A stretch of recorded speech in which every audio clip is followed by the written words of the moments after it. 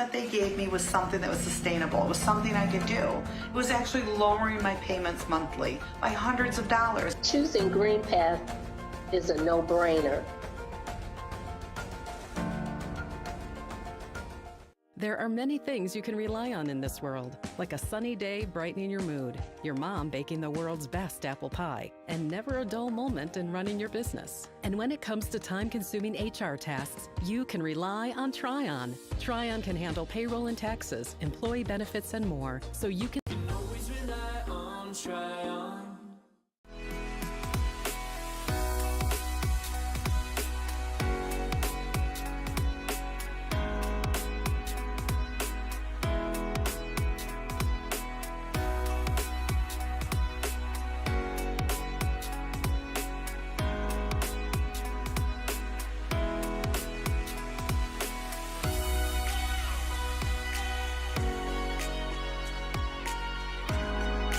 Throughout your life, from big moments to ones well-earned, we're your financial guardian angel. Alliance Catholic Credit Union.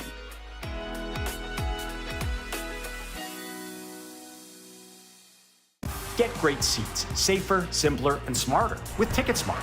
Choose great seats from over 125,000 live events, all backed with a TicketSmarter 100% ticket guarantee.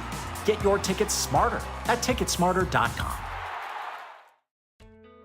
As your neighbor who works at Ascension, Michigan, and a cardiologist who's practiced for more than 20 years, I'm going to keep asking, how are you feeling today? Your care can't wait. Getting care sooner can mean catching things before they get worse. At Ascension, Michigan, our ERs and our hospitals and other sites of care are maintaining strict precautions for your safety. Studies have shown that people will get care sooner if they're encouraged by their doctors, family, and friends. Get the care you need at getascensionmichigancare.com.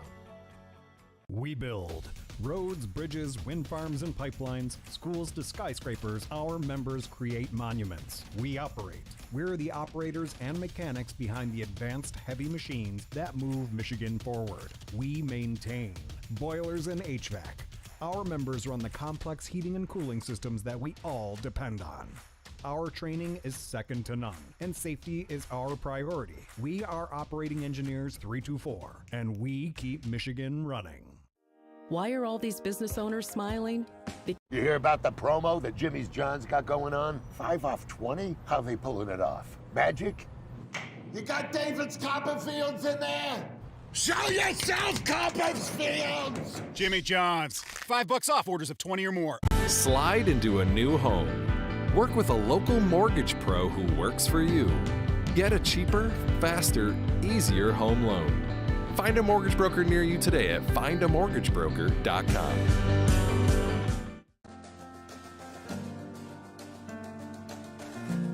We joined Green Path and instantly felt a support around us. They developed a plan on paper, and this is how we're going to do it. The plan that they gave me was something that was sustainable. It was something I could do. It was actually lowering my payments monthly by hundreds of dollars. Choosing Green Path is a no-brainer.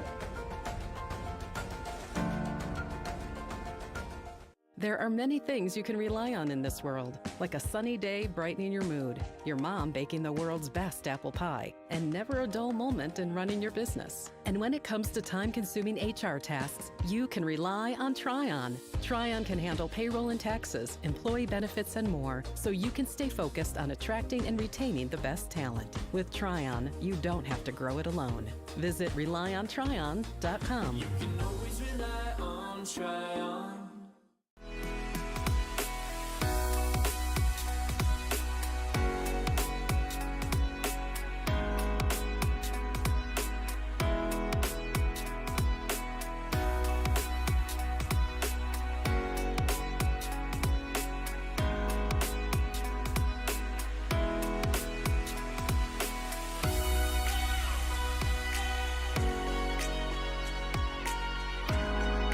Throughout your life, from big moments to ones well-earned, we're your financial guardian angel.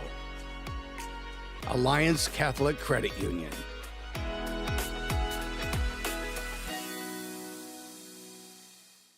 Get great seats, safer, simpler, and smarter with TicketSmarter. Choose great seats from over 125,000 live events, all backed with a TicketSmarter 100% ticket guarantee. Get your tickets smarter at ticketsmarter.com. As your neighbor who works at Ascension, Michigan, and a cardiologist who's practiced for more than 20 years, I'm going to keep asking, how are you feeling today? Your care can't wait. Getting care sooner can mean catching things before they get worse. At Ascension, Michigan, our ERs and our hospitals and other sites of care are maintaining strict precautions for your safety. Studies have shown that people will get care sooner if they're encouraged by their doctors, family, and friends. Get the care you need at getascensionmichigancare.com. We build roads, bridges, wind farms and pipelines, schools to skyscrapers. Our members create monuments. We operate. We're the operators and mechanics behind the advanced heavy machines that move Michigan forward. We maintain boilers and HVAC. Our members run the complex heating and cooling systems that we all depend on. Our training is second to none, and safety is our priority. We are Operating Engineers 324, and we keep Michigan running. Why are all these business owners smiling? Because they rely on Tryon to handle difficult and time-consuming HR tasks like payroll, benefits administration, and more. Working with one of the nation's top professional employer organizations provides access to top-tier healthcare and employee benefit plans and Tryon's team of attorneys and HR experts. With Tryon, you don't have to grow it alone. Visit RelyOnTryon.com. You can always rely on Tryon. First State Bank is a locally owned and operated business. We're part of your community. At fsbcares.com, you'll find ways that we're making a difference by featuring locally owned and operated businesses, providing access to helpful financial resources, and engaging with community. FSBcares.com is part of our commitment to the neighborhood because strong neighbors mean stronger communities. Where good neighbors do great things. Member FDIC and Equal Housing Lender. One thing that makes Detroit Mercy unique and different from other universities is that the faculty truly care about you and they're always there to help. Whether it's asking questions after class or going into the office hours, they're always there to lend a hand and really make you feel at home. People are here to work together, and whether you have a question or you're discussing topics within the class, you can go up to your professor and they know your name. They're just willing to help you become a better overall student. Detroit Mercy. Build a boundless future. Every summer, my family loves to have a neighborhood movie night in our backyard. And with my Chevy Blazer, I can head out and get everything we need for a great night. It has plenty of room for picking up friends, and the available hands-free liftgate is perfect for loading unhandy supplies. You know, it may be movie night, but my Blazer is the main attraction wherever I go. Lease a 2022 Blazer 2LT for just $239 a month for 24 months. Put it in D and see why Chevy drives the Motor City.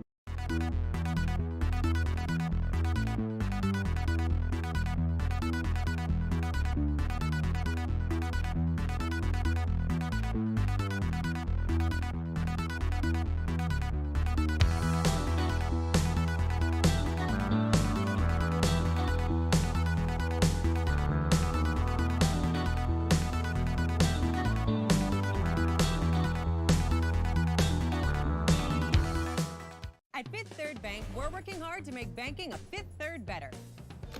With free checking and fraud protection services, 166.7% is possible.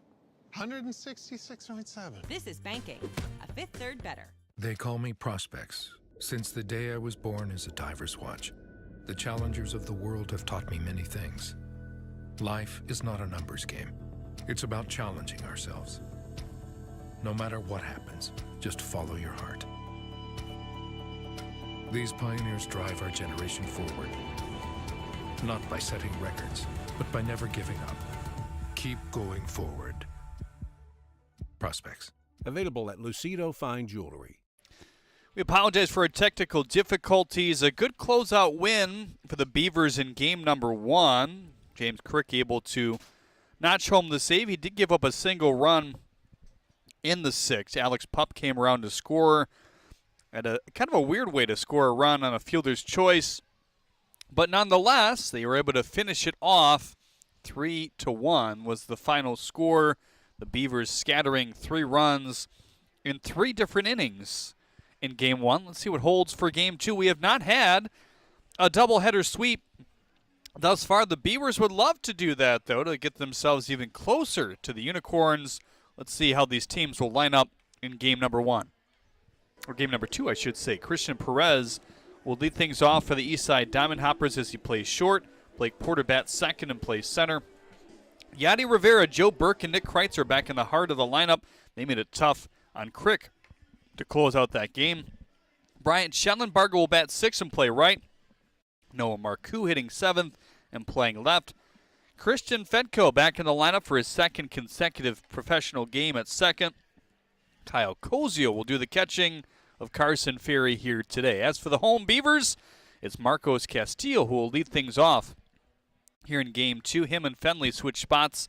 Felix Aberrett bats third. Dakota McFadden will hit fourth and play first base. He DH'd in game number 1. Eric Whitfield will bat fifth and play right. Ryan Sullivan in the game here in game 2. He'll play left. J.D. Stubbs, Cam Collette, and Wellington Guzman will round things out as Trevor Jackson throws the pitches on the other end for the Birmingham Bloomfield Beavers, one of the better arms in this league.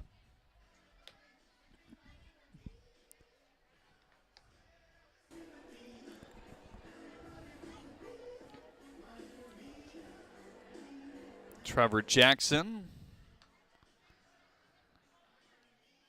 coming into play here today. Sorry, a little bit of a, gonna shuffle around my notes here. Jackson with his 10th appearance, 6th start overall, 33 innings, 17 walks to 38 Ks. Those 38 strikeouts are 5th best in the league. Entering play today before the game earlier.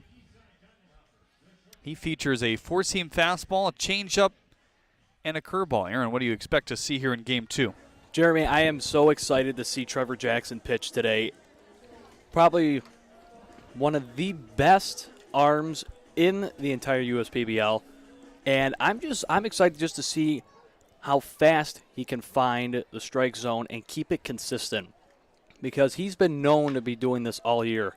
This one ripped to Guzman at short. Throws across the diamond for the first out. Let's check the defense behind Trevor Jackson. Brought to you by Three Dimensional Services Group. It's Sullivan in left, Castillo in center, Whitfield is in right, Collette at third, McFadden on first, Fenley and Guzman up the middle, with Aberrett catching his second consecutive game. Defense brought to you by Three Dimensional Services Group. Prototype production proven. Blake Porter got a big base hit in the 6th inning to keep it going. 6 batters came to the plate in the 6th. It fell a little bit longer than that in the end. Just how many pitches and kind of the speed of the game in the top of the 6th compared to what we had seen earlier. It included back-to-back hits, a couple ground outs, and then a walk, which put runners on first and second, bringing the potential go-ahead run to the plate. Bryant Schellenbarger, the last man to come up. He grounded out as Porter swings through that one. Most guys will play both games of the doubleheader positionally, just because of how these teams are set up. There's not a lot of bench players. Changeup inside, 2-2 on Blake Porter. He uses that changeup nearly as much as his fastball, and it's very important that it's on plane and doing what he wants it to do. Gets a ton of swings and misses on it. Nearly 37% on the changeup. There, he'll get a called strike for strike 3. And that's one of the biggest things for Trevor Jackson, is having that control of those fastballs and all the other pitches that he has in his arsenal. Because like you said, Jeremy, when he gets a lot of guys starting to swing and miss, and he gets in a groove, it's going to be a long day for the opposing team. Whoa. That one brushes the back of Yadi Rivera. He'll make his way to first base here. So a 2-out base runner in the first with Joe Burke coming up.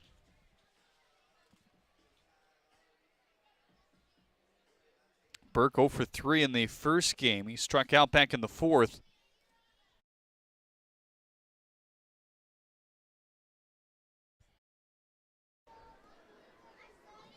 Let's see if Joe could turn this around. First plate appearance here in game 2. First pitch from Jackson, rides high. Trevor last pitched on the 23rd versus the Unicorns. That was a relief appearance, which basically was his bullpen.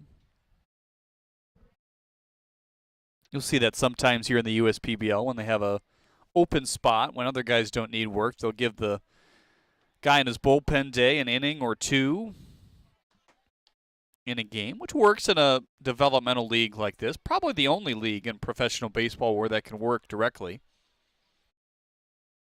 A lot of the other independents are really focused on winning. Now the 1-1. Swing and a miss. Wipe out change up there.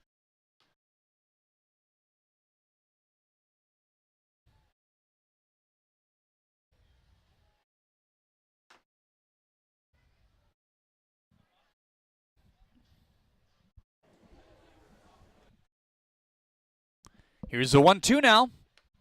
Fastball high, 2-2. The fastball averages 90 for Jackson, and what he threw right there is his top side. So it's a fairly tight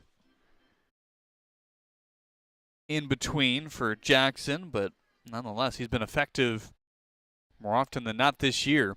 Here's a 2-2 pitch. Swing and a miss. Another Bugs Bunny changeup for strike 3. Strikes out 2 here in the top of the first inning, and we're still scoreless on the USPBL network.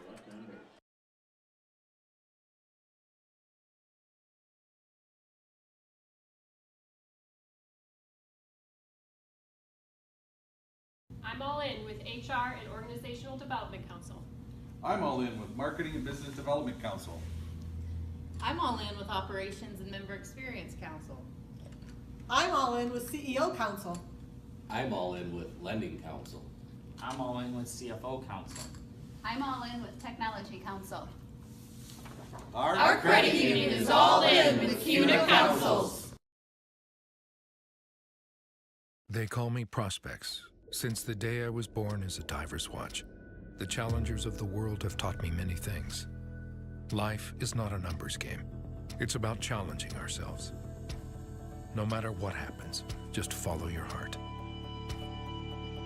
These pioneers drive our generation forward, not by setting records, but by never giving up. Keep going forward. Prospects. Available at Lucido Fine Jewelry. Great seats at a great price. Get them safer, simpler, and smarter with TicketSmarter. A proud partner to the biggest names in live sports and events, including ESPN events and iHeartRadio. TicketSmarter has seats for over 125,000 live events and 48 million tickets for sale. All backed with the TicketSmarter 100% ticket guarantee. Thinking about your next great live event? Think smarter. Think TicketSmarter. Get your tickets your way, guaranteed, at TicketSmarter.com.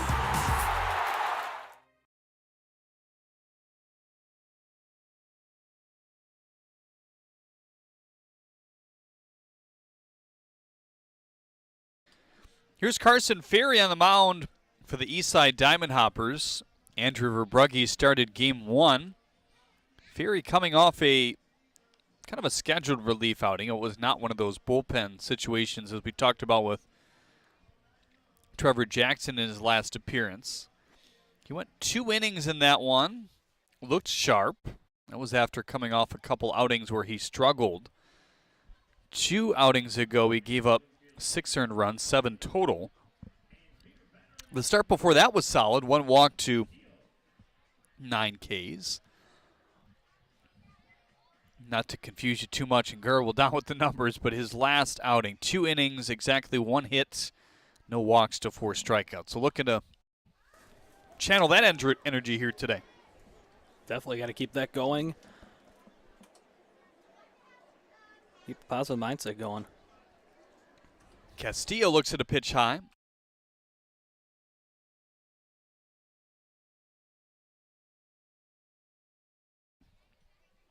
Castillo, Fenley, Aberrant, the top of this Beavers lineup. certainly been producing more runs lately. It just took 3 in that first game. Sometimes that's all it does take in a 6-inning contest. Yeah, sometimes that's all that it'll take. And hard hit rocket right back up the middle as Castillo continues his nice stretch. That went off the bat at 96. But you look at these scores, 5-3 victory in their game, or actually 4-0 in their last game against Westside. 5-3 the game before that. They were shut out 6-0, but then 5 more, 8-5, 1-6, and 5. That's pretty good output. They had an 11-run game back on June 1st, July 1st as well. This team has figured it out at the plate. Gotten comfortable with the lineup they're putting out there. Fenley looks at a fastball high and away. And that could be a silent yet deadly factor heading into the last portion of the season, having a lineup that the coaching staff really enjoys, really likes. Tight lead for Castillo at first as Fenley swings through that one. It's Kreitzer over at first. Take a look at the rest of the defense in a moment here. Ferry, a guy that likes to work pretty quickly when he's going right. Now the 1-1. Fastball in for strike 2. Aberrett on deck. McFadden to follow. I've seen some hard hit balls by these Beavers in this game. Or in this doubleheader, I should say. It all just feels like one game in the end, like more like a 12-inning game. That's why we keep referencing it, but with a straight doubleheader, just about 20 minutes in between. 1-2. The curveball will dance inside just slightly. 2-2 now. Yeah, it definitely has those, definitely has the vibes and the feeling of a 12-inning game. You know, it's just 20 minutes in between, not that much time. 2-2, whiff and a miss. The fastball high, 1 up and 1 down here in the first. Carson Ferrer, the 4-seam fastball, a curveball, a changeup, and a slider. It's kind of shifted between starting and relieving in his time here in the USPBL. Check out the rest of the defense, brought to you by 3-Dimensional Services Group. Marcoux, Porter, Schellenbarger on the outfield, Rivera and Kreitzer on the edges with Fedko and Perez up the middle. Cozio catching the pitches here today as Castillo heads to second.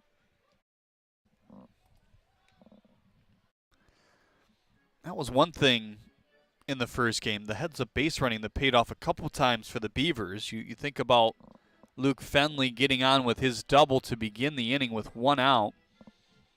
He stole third base because nobody was covering, and all of a sudden the throw escaped the third baseman on that same very play, and he came around to score. That was the game-winning run in the end. Here's the 1-0. On the ground and through. That might score a run. Castillo around the third base bag. He's got speed. I'm not sure if Vaughn Joshua sent him or stopped him, or Castillo just outright stopped. I think he also might have tripped around the third base bag, so that may have had an impact on whether he was going to go or not. It seemed like right there he could have made it all the way back. He could have made it to home, and you said I don't know if he was forced to stop or he tripped over the bag or what. Nonetheless, the Hoppers got runners up. Hoppers are in a little bit of trouble. And now they're checking on Carson Ferry. He didn't look the best after a few pitches before the last to Aberrett. The training staff coming out now. Let's hope he's all right. Well, Ferry's still staying on the mound. Is it some sort of blister? Not taking off his glove or showing his hand. Not sure exactly what is happening there. I'll be honest, I did not see the pitch where he came up a bit gimpy. And P.J. Gradowski, our director, says it was the pitch that went above the glove of Cozio. Looks like I found it here. Get a second look. Yeah, just kind of winced. Nothing too abnormal. Maybe a muscle?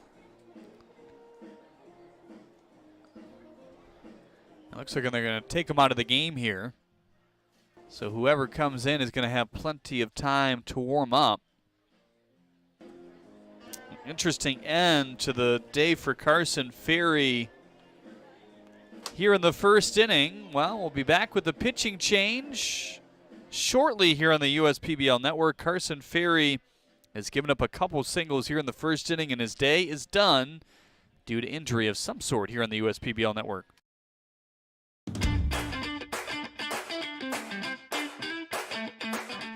Hey fans, Dr. Joe here with Michigan Orthopedic Surgeons. I'd like to tell you about some special fans we have in the audience tonight.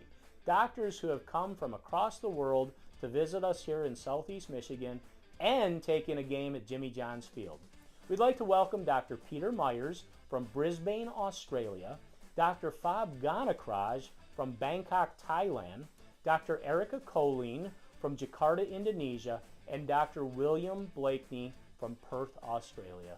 Let's give them all a warm welcome here at Jimmy John's Field.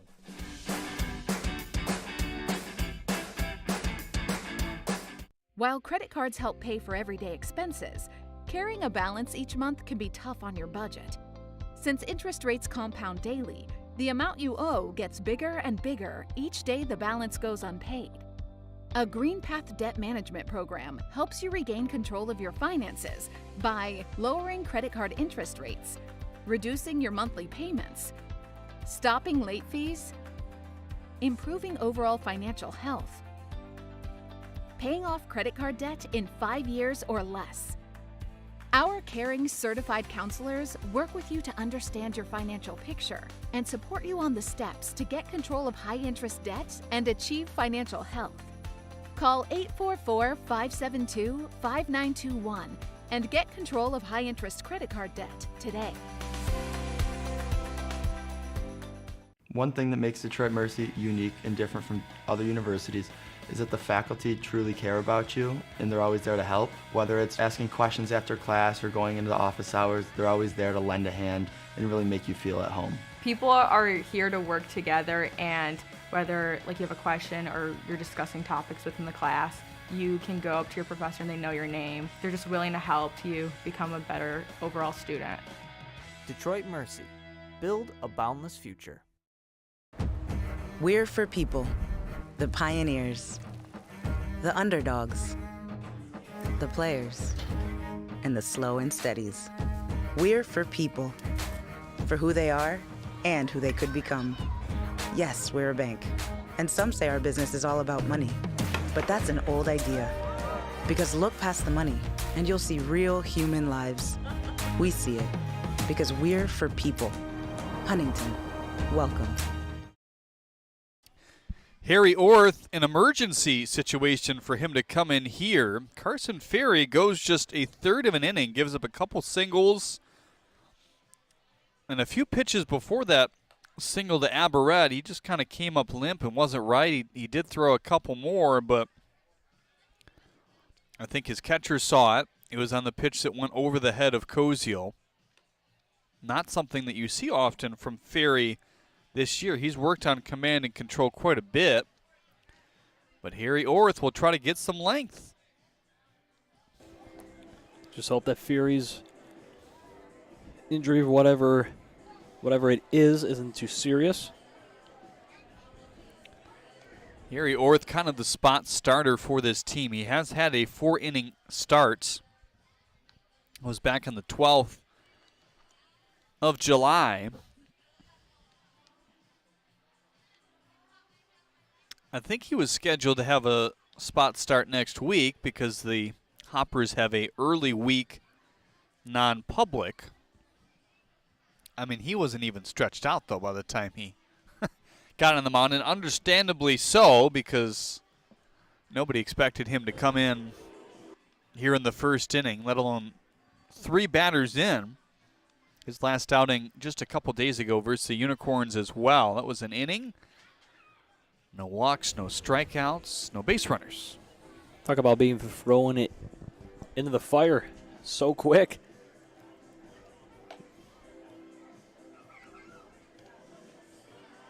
Like you said, Carson Ferry only lasted a third of an inning.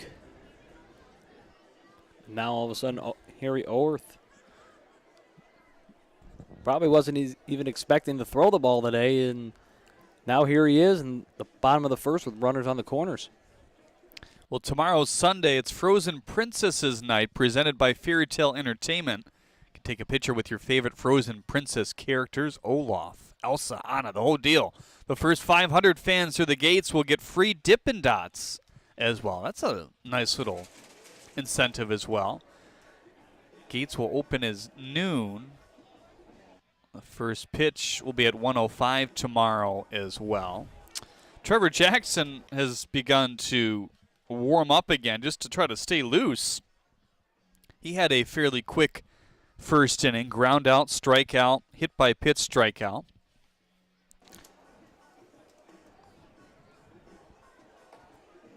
Next week we will start on a Wednesday, which is not something we do very often, but as we're into August, that'll happen a few times. Or actually, that's a Thursday, I beg your pardon. I think the week after is when we have a Wednesday. Yes. Nonetheless, it'll be Darth Lancer bobblehead giveaway night as well. One of the first 1,000 fans through the gates to receive a Darth Lancer bobblehead. You can check that out at uspbl.com/promotion/Star Wars Night. Unicorns will also be wearing a specialty jersey inspired by Darth Lancer. The jerseys will be available for auction following the game. Proceeds from the jerseys will benefit Variety, the children's charity. Link to bid on jerseys will come soon on uspbl.com. I don't know about you, Jeremy, but I'm really considering hopefully buying one of those Star Wars jerseys for the Unicorns, because that design is awesome, especially with Darth Vader on the front of the jersey. That's awesome. Barrett advances to second. Yeah, Darth Vader kind of on the right or the left side if you're looking at the field of the jersey. His face split in between the side of the player, and then stars, literal stars on the sleeves with script unicorns across the front. It's almost like the marketing team went into the future and figured that Darth Vader's helmet was going to get split during the Obi-Wan Kenobi finale. And just say, hey, let's just do that. 1-1 on McFadden now. Castillo on third, Aberrett on second. Via the singles, the 1-1 from Orth away, 2-1. Harry fastball, splitter, curveball. Uses the splitter and the curveball a decent amount, but still heavy fastball. Draws a decent amount of ground balls, above league average as the fastball is in for strike two. Can't get a double play here unless it's unorthodox. With only one out in the first inning. If you're just joining us, Carson Ferry out of the game after just 3 batters due to some sort of injury, which we're not sure of quite yet. There's the splitter that fades down for strike 3. McFadden was not happy with that call. But nonetheless, Orth, his first strikeout of the game as he faces Eric Whitfield here.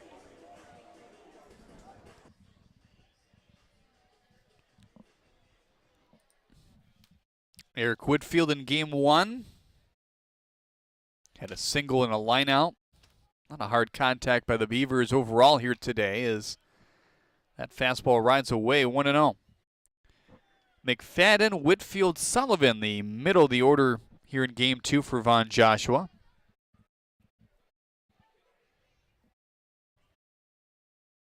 Now the 1-0.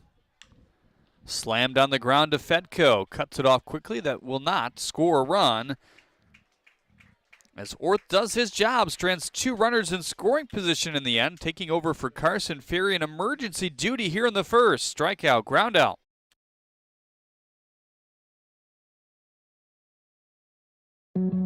Every summer, my family loves to have a neighborhood movie night in our backyard. And with my Chevy Blazer, I can head out and get everything we need for a great night. It has plenty of room for picking up friends, and the available hands-free liftgate is perfect for loading unhandy supplies. You know, it may be movie night, but my Blazer is the main attraction wherever I go. Lease a 2022 Blazer 2LT for just $239 a month for 24 months. Put it in D and see why Chevy drives the Motor City. Check your checking. If your account doesn't get you pumped, amped, or geeked, make the switch to Genius Checking from Genesis Credit Union. It's just genius. Slide into a new home. Work with a local mortgage pro who works for you. Get a cheaper, faster, easier home loan. Find a mortgage broker near you today at findamortgagebroker.com. You hear about the promo that Jimmy's John's got going on? 5 off 20? How they pulling it off? Magic? You got David's Copperfields in there? Show yourself, Copperfields! Jimmy John's. $5 off orders of 20 or more.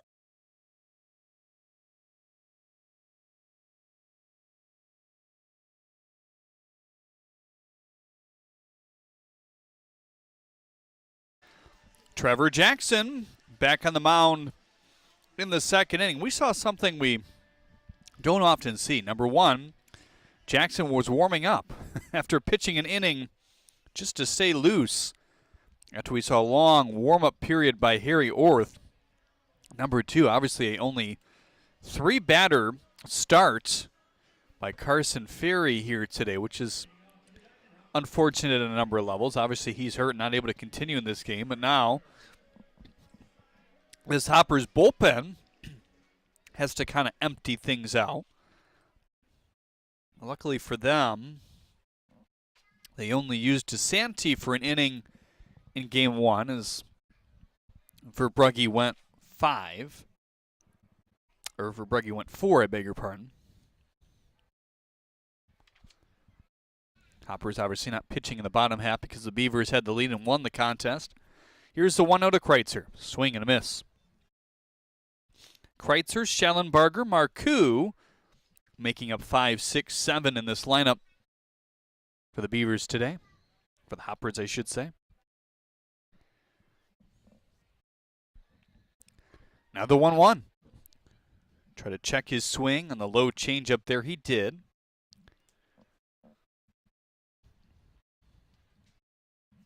Two and 1 now on Kreitzer. He had some good at-bats in the first game.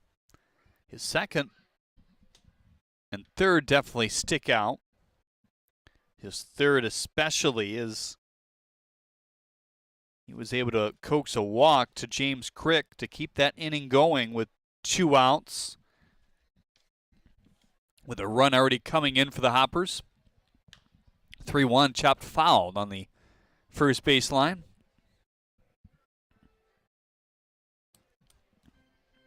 We talked about it a little bit in the first game, but it's impressive how he has really improved his plate discipline and been able to draw walks as the year has gone on. Hitting it hard and drawing walks. That's a good combination for a big fella. On the ground, foul. Just hugging the bag down the first base line there. The baseball's been doing that a lot today on both sides of the diamond.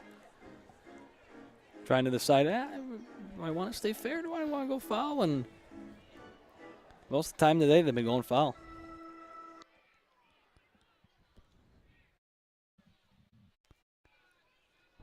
Infielders are back. Outfielders are fairly back as well. The outfielders dealing with the sun and the shadow peeking there.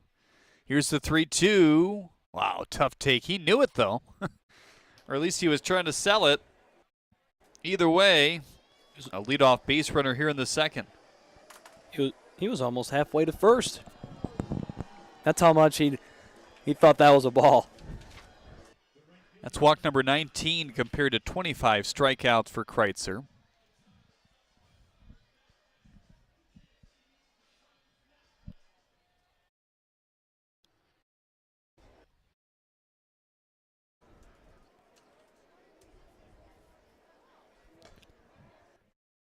First pitch ball away to Bryant Schellenbarger here.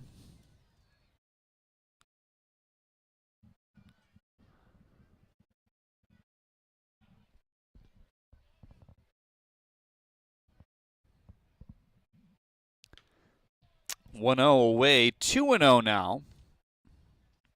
So that's now 4, 5, 6, 7 walks in Kreitzer's last 6.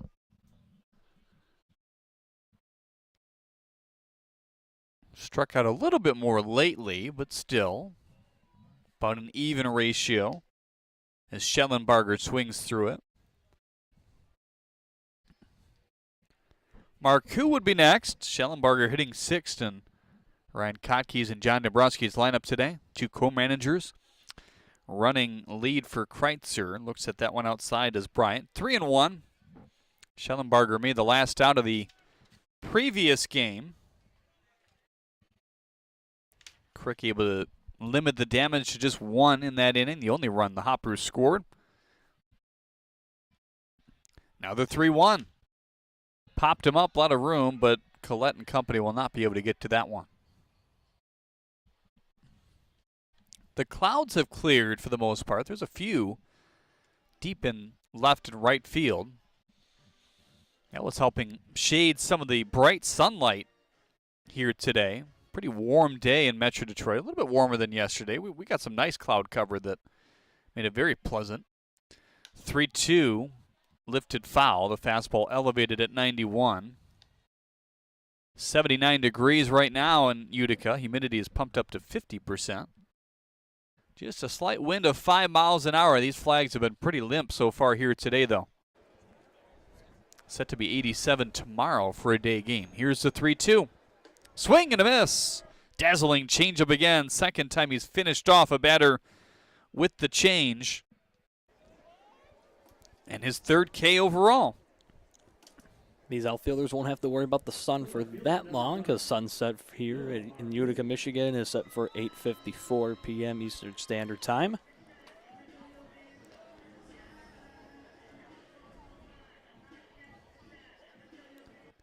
A majority of the strikeouts for Jackson have come on that changeup. We told you he had 38 coming into this game. 32 of them have come on the change.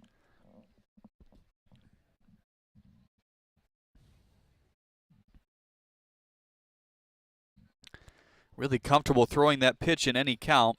He normally, it seems, starts counts with fastballs, though. We'll see as his professional career continues if he'll look to use that curveball a bit more. Really hasn't used it hardly at all to this point. Shuttered on the ground, going to be a tough play, but alertly Jackson will allow it to roll foul. In this league, though, if you have a power fastball, which for USPBL standards, up to 92, I guess can classify as that. Looks like they just took the bat away from JJ the Bat Dog. Crowd not too happy with that. He'll have other shots. Plenty of time.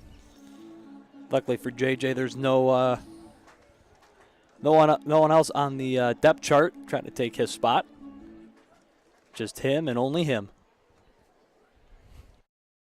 Righty versus lefty Marcoux here. Here's the 2-1. On the ground, hard hit, but McFadden stretches out, fires to second in time. Marcoux able to beat it out at first. So 2 outs in the inning now for Kristen Fetko. Still looking for his first professional hit, 0 for 2, and just 2 at-bats in game 1. Ground out, strikeout. There he goes. There we go. He's such a good boy. Just to kind of finish that point about Jackson, obviously, you know, when you have a upper echelon fastball like he does, that plays up even for the miles an hour that he averages on with some good spin, and you have that good changeup as well, sometimes all you need is 2-pitch arsenal, mainly. We've already seen him mix in the curveball a little bit here today, but if he can really refine the curveball and bring it into his game even here, then give him a good cause to make his way to an affiliate team. Because even, you know, when you get to affiliate ball, definitely a 3rd pitch is going to help you out. Or even be necessary at that point. Curveball away, 1-1 on Fedco now. Having as many different types of pitches as you can when you get to that level is so crucial if you want to keep progressing. 1-1 rope to left center field. Castillo was on it right away. That kind of died as it was hit in the air on a line, and Trevor Jackson able to sneak out of a couple base runners, including a leadoff walk here in the second. He's yet to give up a hit. Companies are competing for talent like never before. With the complexities of handling tasks like payroll, benefits administration, and other HR functions, it's easy to see how a professional employer organization like Tryon Solutions makes all the difference. Tryon empowers businesses of all sizes to attract and retain talent by offering access to top-tier healthcare and employee benefit plans. With Tryon, you don't have to grow it alone. Visit RelyOnTryon.com. You can always rely on Tryon.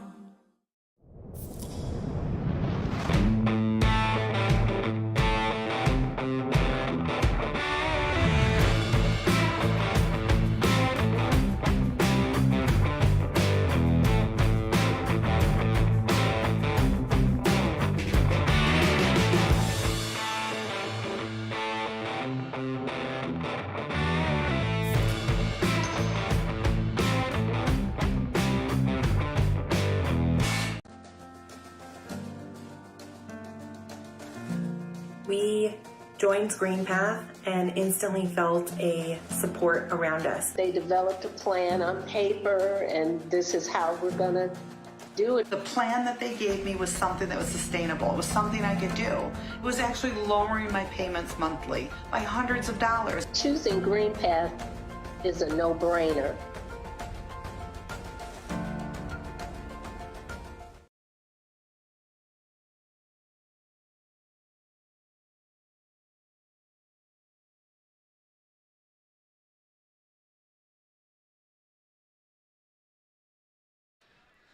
Harry Orth takes over here in the bottom of the second inning.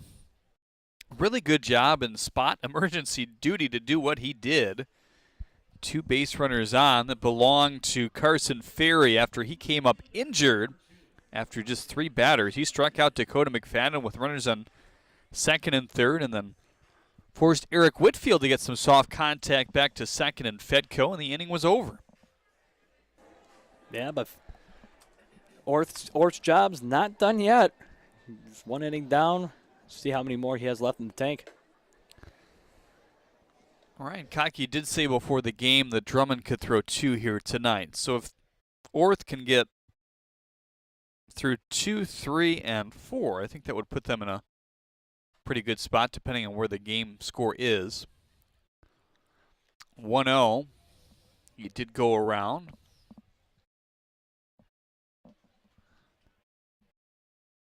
Pitch count is just fine, even after striking out the batter. 9 pitches after that one to Sullivan. So he's hoping to keep it that way.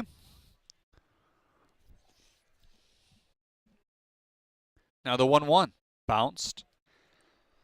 Really hard to tell what exactly happened to Carson Ferry in the end. I mean, he did wince, and he threw a ball where he normally wouldn't. Missed his spot by, a good foot probably above the head of Cozio, but maybe his lower half as they were trying to stretch him out. On the ground and past the glove of Rivera. But they weren't specifically checking, per se, on any part of his body. So Not immediately, though, what we could see on the mound. Hopefully he's been taken back to the locker room, back to the clubhouse, and getting looked at right now. Here's J.D. Stubbs.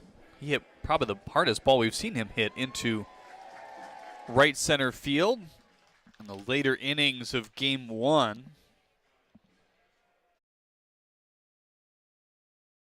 That landed for a double and an RBI as it drove in Whitfield. That was the first run of the game to that point.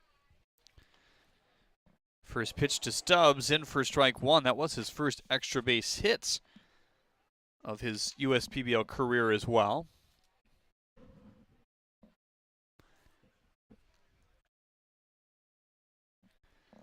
Now the 0-1 from the slide step. Fastball finds the zone for strike 2.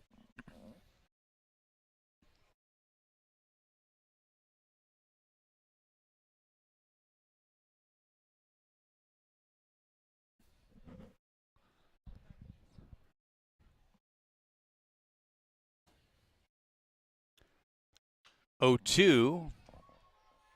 Fastball lifted foul. He has struggled with fastball command in points this year. 11 walks to 11 Ks. If he can iron that out, probably get a few better results in the end. Little line drive, hugging the line, but scoots foul. Near the 320 sign down there. If that would have stayed fair, that might have been one of those rare triples that you were talking about earlier. Yeah, that's kind of the only spot. That side and the other side, even the other side is a little bit more tighter with bullpens kind of etching out. The field was designed so the fans could have the closest view possible. That's why the dugouts are so far down the lines. Now the 0-2. In on the hands and fouled off. Stubbs with a nice two-strike battle here.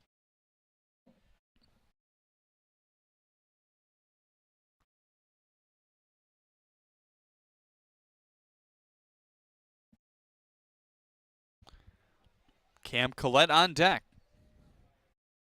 Third baseman here as Orth signals back to first base.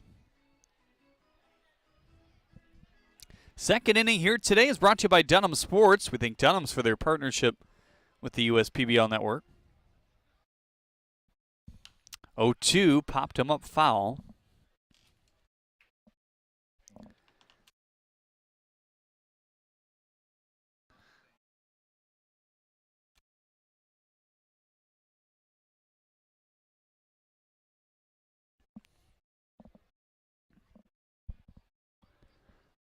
Oh, 2 again, roped in the same spot. Maybe a little bit harder that time and off the padding down there. That ball almost put a nice dent in JJ's field house over there. He's got a lot of nice spots to watch a game. Watches it even closer when he's fielding bats. No doubt. Put the screen in front of him down here in front of home plate as Rivera catches out number 1. Can't forget his pool underneath the concourse on the first base side. Yeah, needs that on some of these hot days for sure. Especially earlier today for game 1. I think everybody here, players, umps, fans, and even JJ were feeling the heat.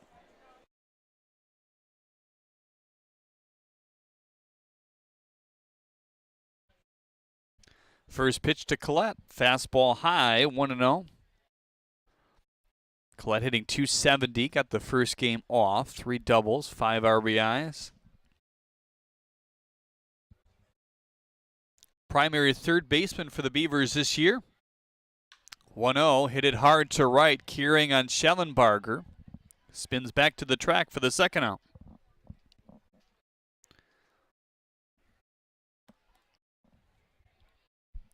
So Harry Orth doing his job here, trying to strand the leadoff base hit in the second.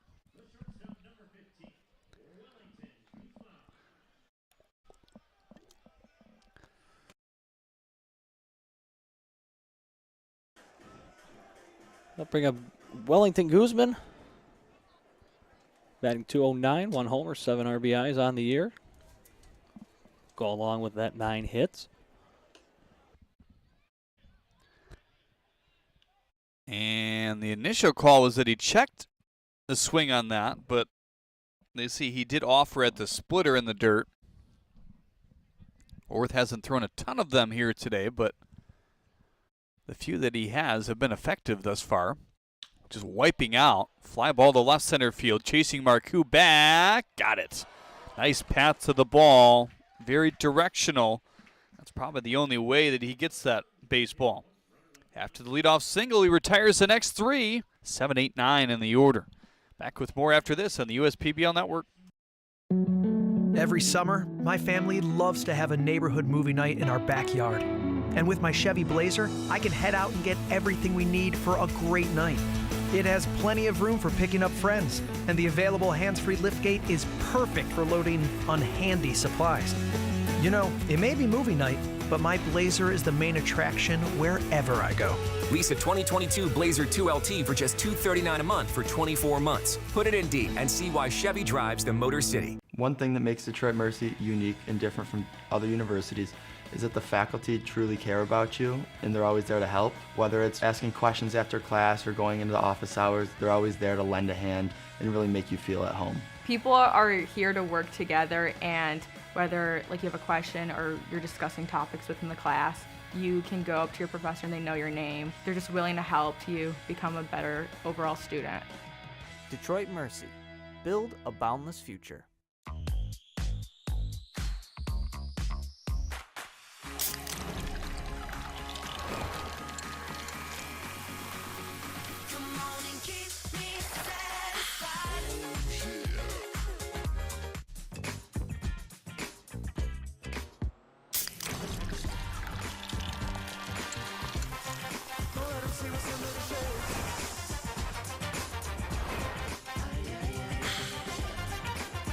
We're the financial champion of Michiganders. Whether you're a goal-getter or dream chaser, an empty nester, or up-and-comer, anyone in Michigan can bank with us. Michigan Schools and Government Credit Union.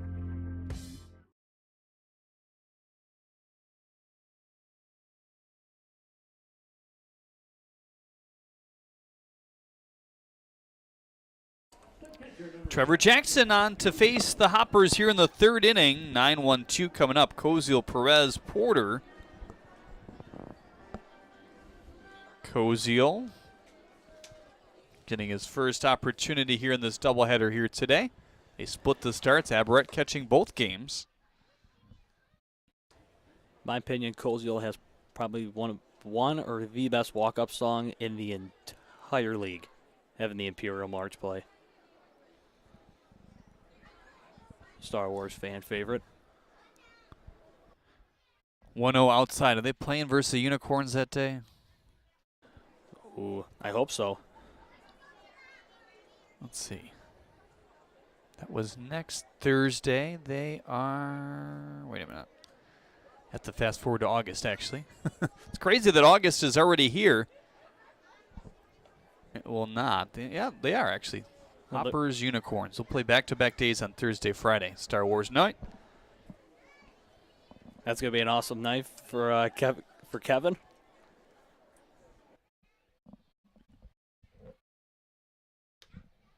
Two one, leaned inside.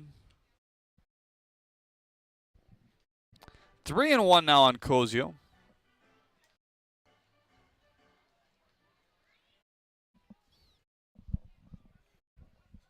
Jackson's had to work from behind quite a bit as he now walks his second batter here tonight.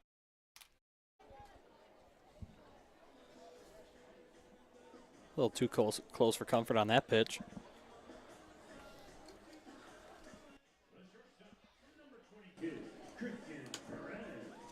Christian Perez makes his way to the batter's box. And one of the newest Hoppers, obviously coming over from the Mammoths side of things. They've shifted around their roster a bit in the last few weeks. But with the middle infielder movement that these Hoppers have had as well, Paz and Lopez Rios departing, that need was apparent, so they brought him over here. 0 for 1 here today, and solo at bat in the first, ground out to the shortstop Guzman.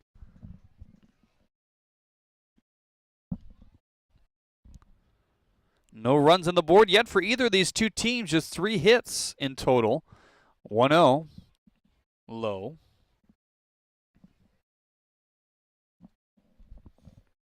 Jackson has seen 4 base runners, a hit by pitch, a fielder's choice, a walk, and now a walk. That's it thus far. You see some action there. It's Hibbets, the newcomer, going out to the pen.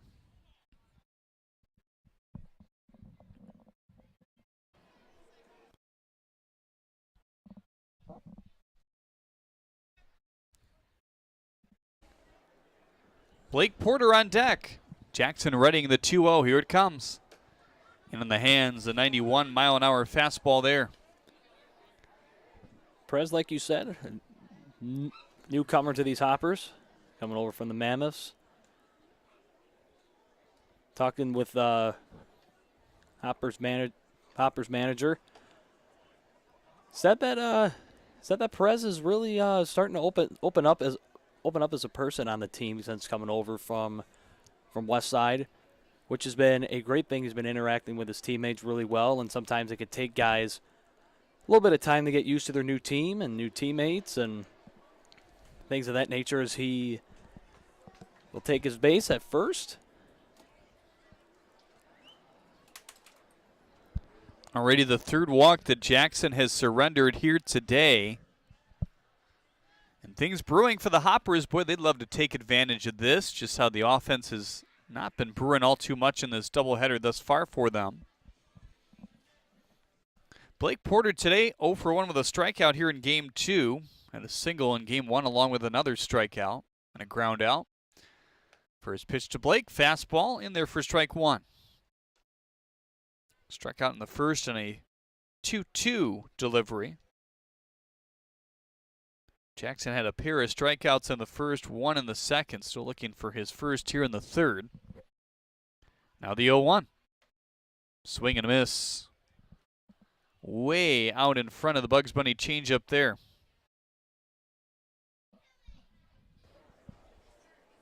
It's usually a consistent 79 to 80 for him on that pitch. He's topped out at 82 this year. Here's the 0-2. Away. 1-2 now. That might have been the curveball, a little bit of a harder curveball. Yadi Rivera on deck. Still no outs to begin the third inning. Cozio on second, Perez on first. There's a big pitch here for Jackson. Spoiled back towards the Beavers dugout.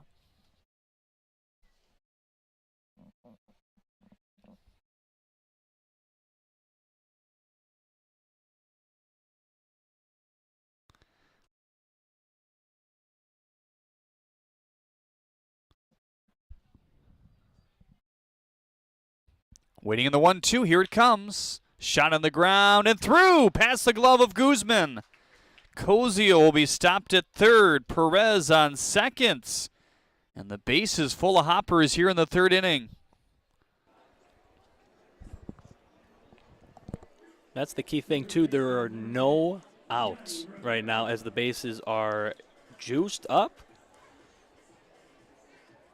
With Rivera stepping into the batter's box now. See if Jackson can get out of this jam.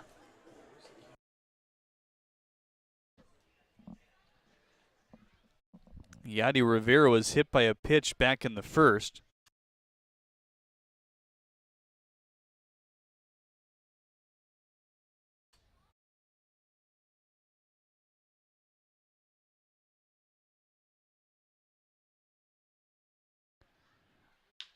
First pitch to Rivera on the ground and through. Cozio scores. Perez coming around third. He will score. 2-0 Hoppers here in the third.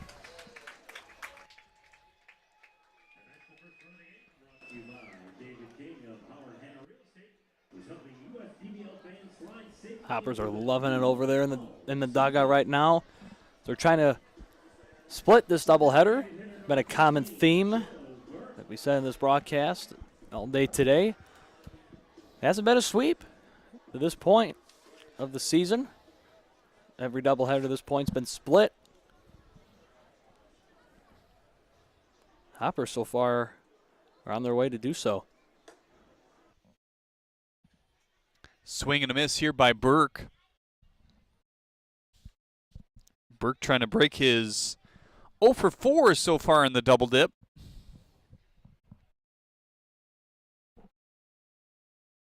Still no outs in the inning. That went off the glove of Felix Abaret there.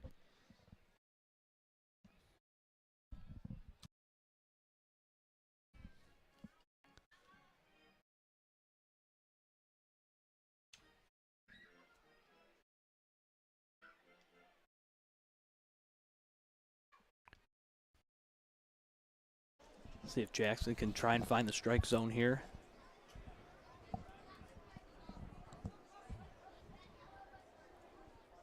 Been a little off to this point. 1-1 clubbed foul on the ground. 1 and 2 on Joe Burke now.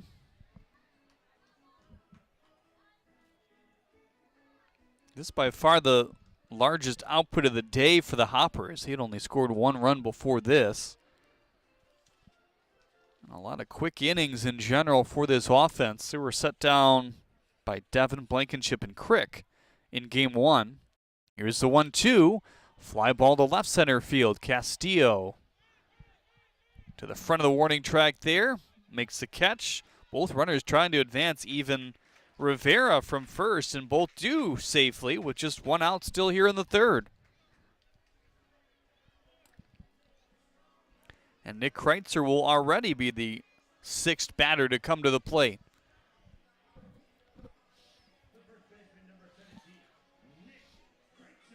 The walks have been a bugaboo here today for Trevor Jackson, especially here in this inning. Both have come around to score. Had one back in the 2nd. So 3 walks to 3 Ks now. As the newcomer Hibbets continues to throw down the left field line. Infielders come in for the Beavers. First pitch to Kreitzer, high and away. Well, they know all about how runs can be at a premium in doubleheaders like this and how leads can snowball pretty quickly. For Jackson giving up these walks, it's better than hot stick in the eye, but something that he needs to get under control. Once he establishes a rhythm, he will. More action over there in Beavers bullpen. Just in case, because you never know. Now the 2-0, fastball outside, 3-0 on Nick Kreitzer, who's already walked today. That was to lead off the 2nd. He was stranded in the end.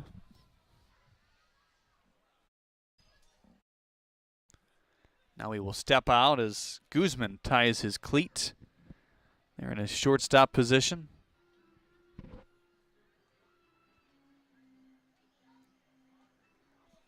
Third inning today brought to you by Fifth Third Bank. We thank Fifth Third Bank for their partnership here at the USPBL Network.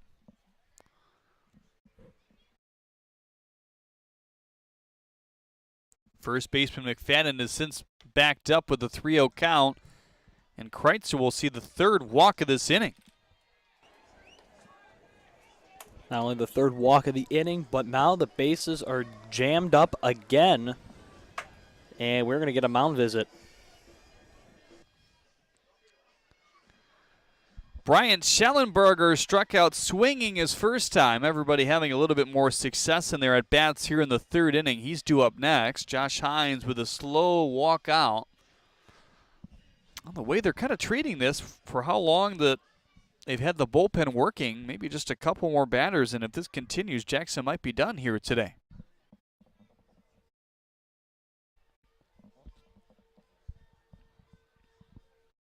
They have been treating the bullpen substitutions a bit more competitively in the sense of if a guy is struggling, much like a game where you care 1,000% about winning, are going to take him out. Like we've said, the USPBL is trying to develop these guys, but at the same time, a little bit more emphasis put on winning as we head down the stretch. And the Beavers need every win to try to catch up to the Unicorns for that number 1 seed. The infield looking for that double play now with the bases juiced. The 3rd baseman, Collette, is the only man in. McFadden not holding on Kreitzer either. He's kind of levitating towards that spot as well. And the Beavers are definitely trying to string together as many wins as they can and try and catch the Unicorns, because the Unicorns have won 3 straight championships here. Another tough changeup. Late bite, and Schellenberger not able to pull the string. Beavers, of course, have won their share, so both East Side and West Side would definitely love to throw their hat in the ring, trying to contend for a title. 0-2 shot on the ground to the 2nd baseman. Fenley covers over, and a run will score It's now 3-0 Hoppers here in the third.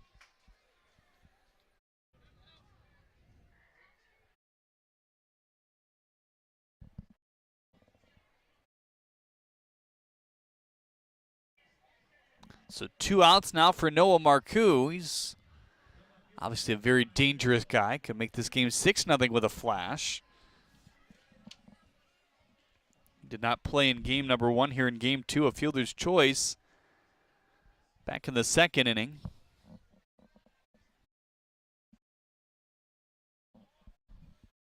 First pitch to Noah out in front of the changeup there.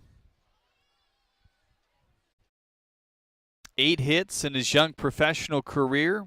Just 1 for extra bases. Still awaiting his first professional home run. Showed a little bit more plate discipline lately. Now the 0-1. Curveball high, 1-1 on Noah Marcoux.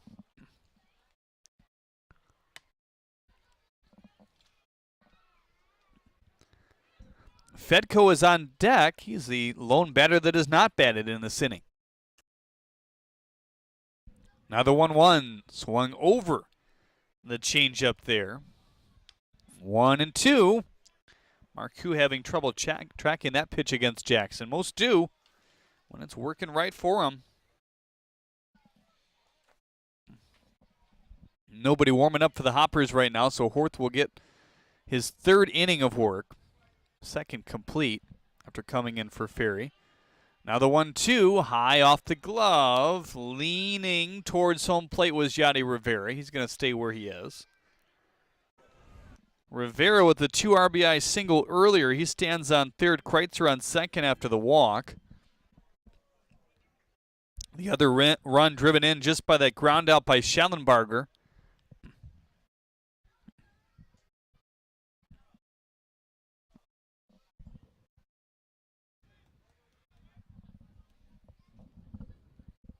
Now the 2-2. Changeup, took it for strike 3. Marcoux not thrilled about the call, but Jackson gets out of the inning after 3 runs given up. 2 of the 3 walks come around to score, and the Hoppers now have a 3-0 lead. That's your Fifth Third out of the game, brought to you by Fifth Third Bank here today. Time for your DTE Energy Kid Race, the mascot here today as well. It's Buzz the Beaver coming out to compete against our kid here today. Now, Jeremy, I got to ask, do you think Buzz stands a chance? Nobody does. None of these mascots really stand a chance. There's been just a few in my 3 years here that have actually been close. This young man looks like he's got wheels.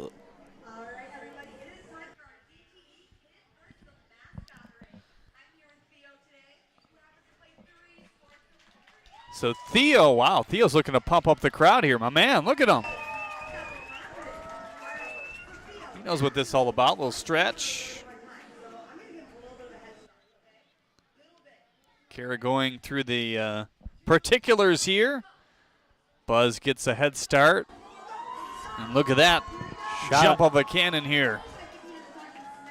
Buzz can't believe it. Gonna already head to third base by the time Buzz is even halfway there. And your DTE Energy Kid Race, the mascot, goes to the kid once again here today. Now time for your Jimmy John's Freaky Fast Facts. Let's see what we got.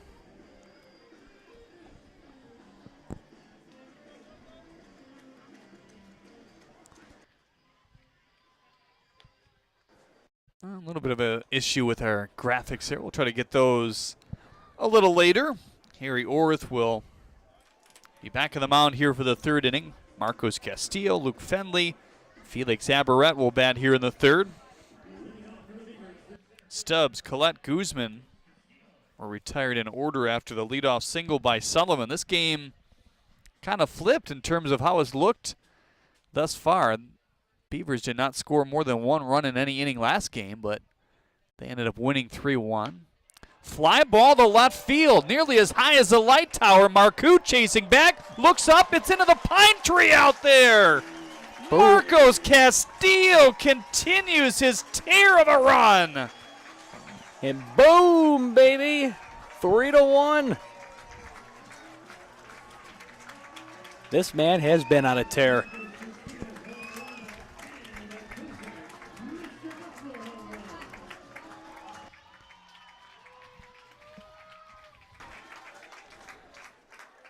Not only that, he was also the Bell's beer batter of the game for those in the ballpark.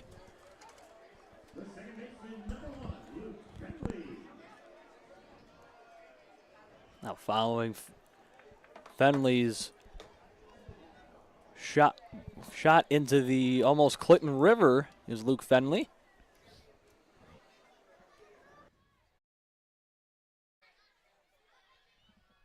Now the 0-1. Swing and a miss by Fenley here. He struck out back in the first. Well, that's exactly what the Beavers were looking for here after the long 3-run, 8-batter inning. 0-2, that's a moonshot as well. It's going to hook well foul. Barely stay in the ballpark. Some 3 or 4 kids all running up the berm to try to get that one on the opposite end. Always good to go home with a long foul ball souvenir.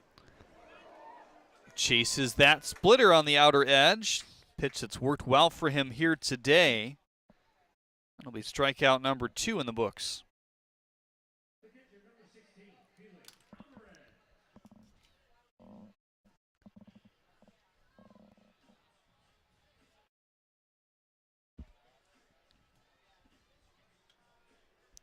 Here's Felix Aberrett now. Tipped into the glove there.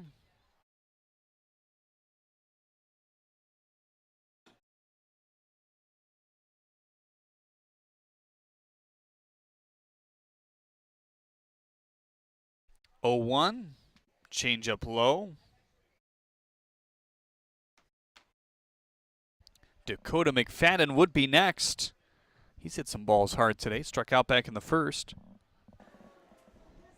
The reigning home run derby champion.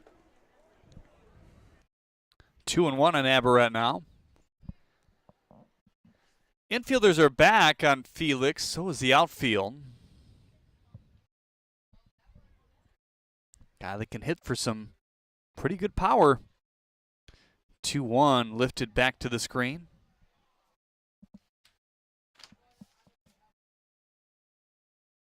Felix with 1 home run this year, a couple doubles, has driven in 10. And what has been a return to the USPBL after being here last year. 2-2, hopped on that one, and it remained foul.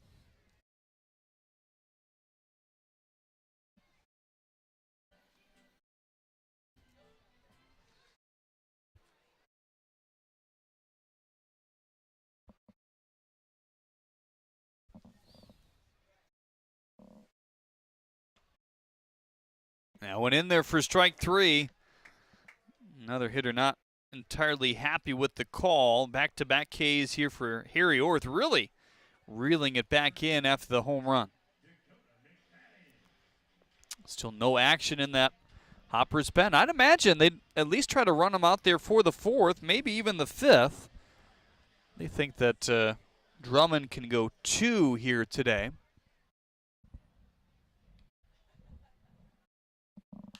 First pitch to Dakota McFadden popped him up, and that one will end up in foul territory.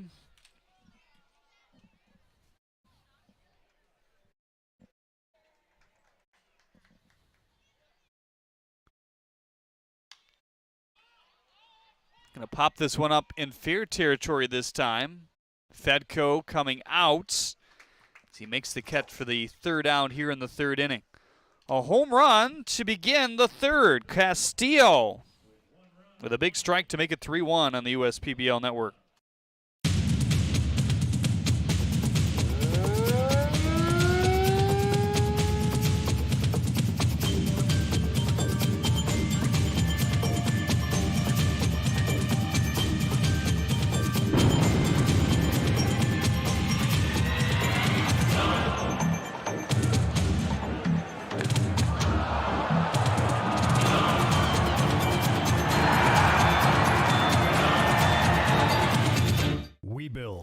Roads, bridges, wind farms and pipelines, schools to skyscrapers, our members create monuments. We operate. We're the operators and mechanics behind the advanced heavy machines that move Michigan forward. We maintain boilers and HVAC.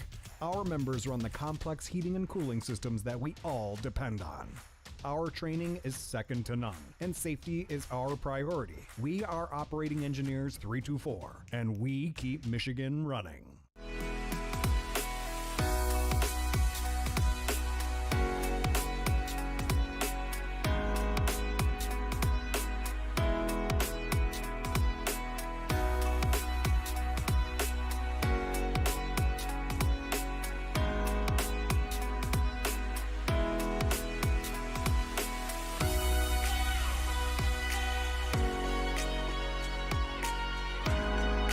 Throughout your life, from big moments to ones well-earned, we're your financial guardian angel. Alliance Catholic Credit Union.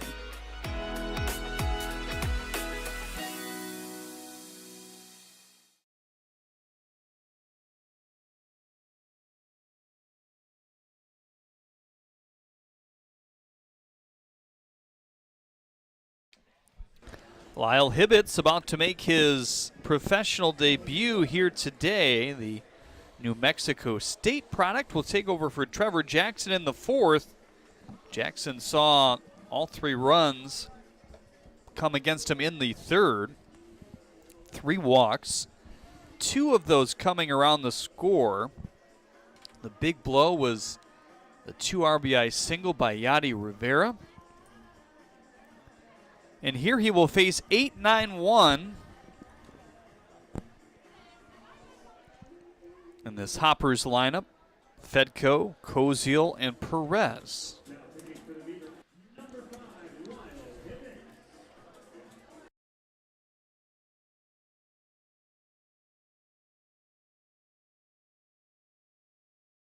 Four-seam fastball, knuckle curve, changeup slider.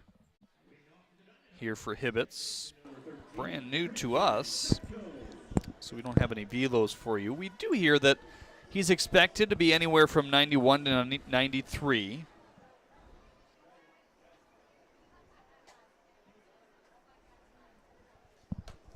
First pitch fastball at 91, in for strike 1 on Fedko.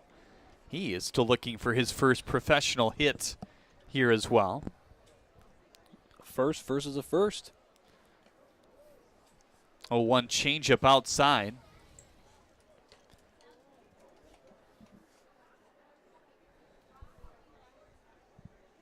Hibbett being from New Mexico State, the Aggies just opened up training camp for football, getting ready for the season. Only a couple weeks away, if you can believe that. Coming fast, no doubt. Farmersville, Texas is where he calls home. Through 30 innings for New Mexico State this year.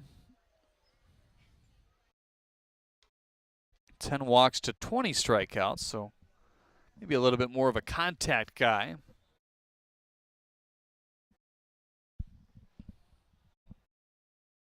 Here's the 3-1 from Hibbett's now. Fastball straightened up Fedko, and he at least has his first professional walk here in the 4th inning. Here's Koziel now. Well, he's on base for the first time in the USPBL, so that's gotta feel good with a chance to score and push this lead up.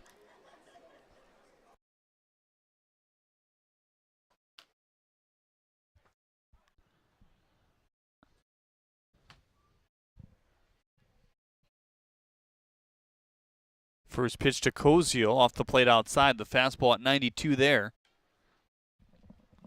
4th inning today brought to you by Jimmy John's. We thank Jimmy John's for their partnership with the USPBL network. Already 5 walks surrendered by the Beavers here in Game 2. Not a recipe for success thus far, or in any game really. 1-0, swing and a miss. Fastball at 93. Fedko with a good secondary lead after that pitch at first. Beavers have a couple more guys stretching down there as well.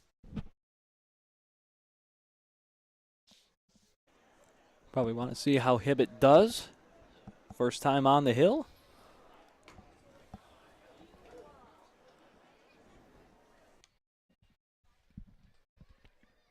Strike 2 to Koziel now.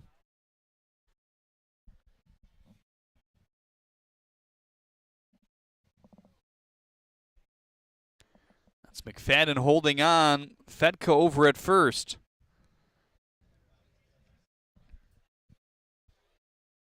Tried to check his swing. Good depth on that pitch. They say he did not go.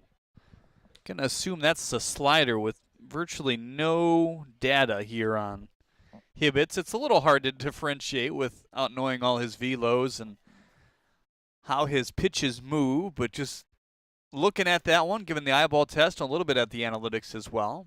That's what we're going to guess. 2-2. Fly ball to right. Whitfield started in, then wheeled back, and he will squeeze out number 1, or did he? They will say it's on. Or he didn't catch that ball at all, I beg your pardon. Actually hit him in the head. Huh. I'll be honest, I looked down, which is a broadcaster mistake on my part, because I thought he'd catch that ball. He normally does. And the sky isn't too heavy in terms of being able to see the baseball. Hope he's okay. I'm right there with you, partner, and looked like a routine catch for him, and instead, 2 on with no outs for the Hoppers as Christian Perez steps into the batter's box. Josh Hines and Von Joshua, his 2 managers, saying, "Are you all right?" Gives him the thumbs up there.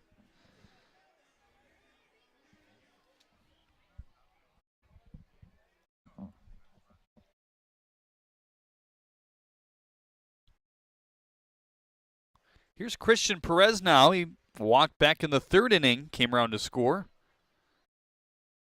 First run is a hopper. First pitch to Perez. Line drive to the left. Or to right center, I should say. Castillo takes that one for out number 1 here in the 4th. Much needed.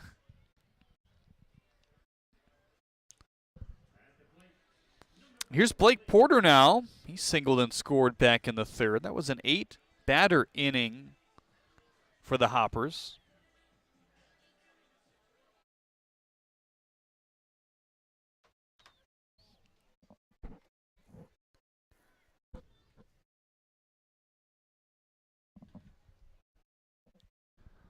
First pitch to Blake's. Curveball in for strike 1.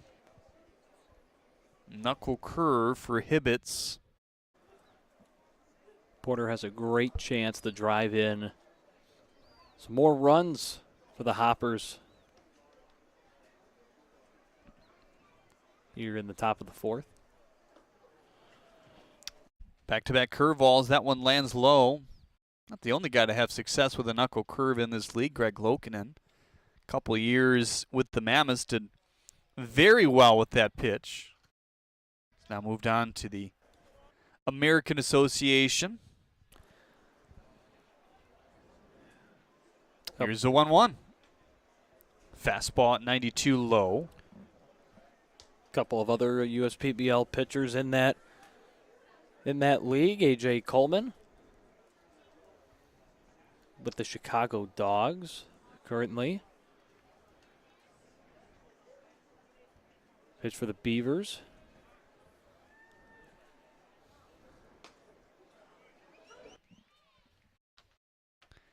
Two and two on Porter now.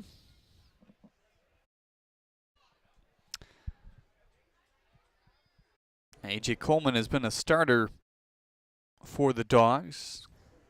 In fact, I think he had a start on the bump tonight. 2-2. Curveball remained outside. 3-2 on Porter now.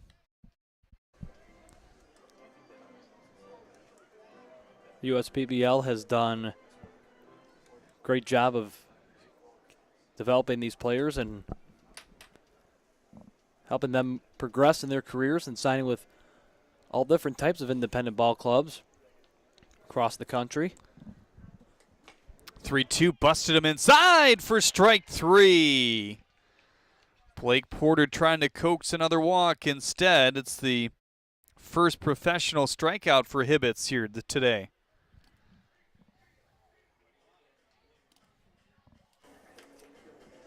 The first of Benny for Hibbett. As we see JJ again collecting more bats as he does every night here at the ballpark. Yadi Rivera has reached twice in his 2 opportunities here in game 2. Hit by a pitch and singled. His single kind of broke this game open a little bit. Gave his team a 2-0 lead. Trying to add to that here with 2 outs. Fastball low. Hibbets with a leadoff walk and a single to begin the inning. Then the line out and the strikeout. Looking to keep these guys right where they are.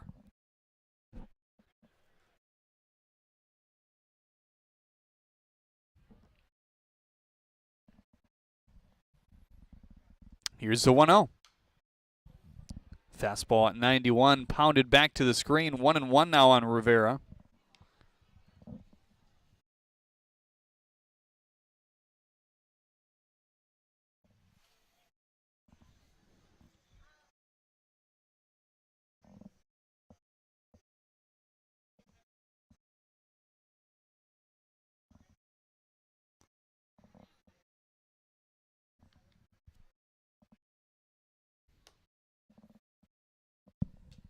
Curveball away, 2-1 on Yadi.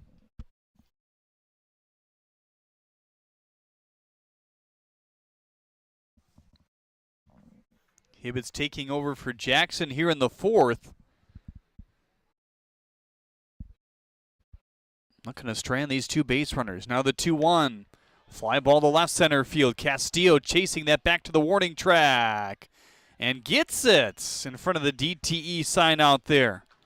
How about this first professional outing for Hibbett? Started with a jam, then retires the next 3 on the USPBL network. They call me Prospects. Since the day I was born as a diver's watch, the challengers of the world have taught me many things. Life is not a numbers game. It's about challenging ourselves. No matter what happens, just follow your heart. These pioneers drive our generation forward. Not by setting records, but by never giving up. Keep going forward. Prospects. Available at Lucido Fine Jewelry. First State Bank is a locally owned and operated business. We're part of your community. At fsbcares.com, you'll find ways that we're making a difference by featuring locally owned and operated businesses, providing access to helpful financial resources, and engaging with community. FSBcares.com is part of our commitment to the neighborhood because strong neighbors mean stronger communities. Where good neighbors do great things. Member FDIC and Equal Housing Lender.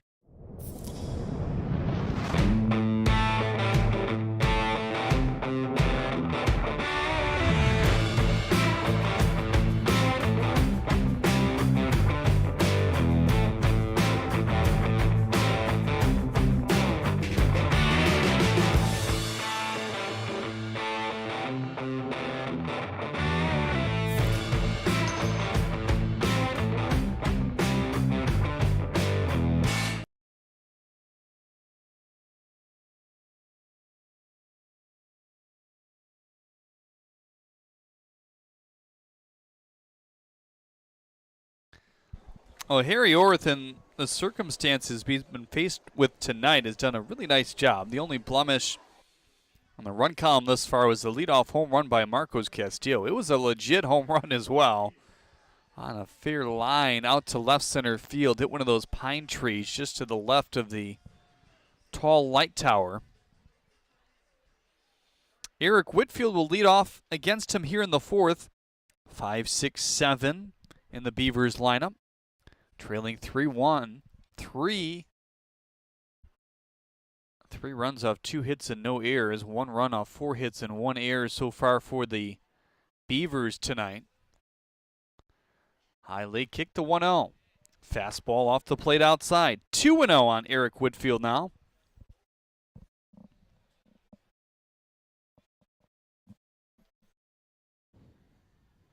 Worth coming in for the injured Carson Ferry after just 3 batters who started this game here today.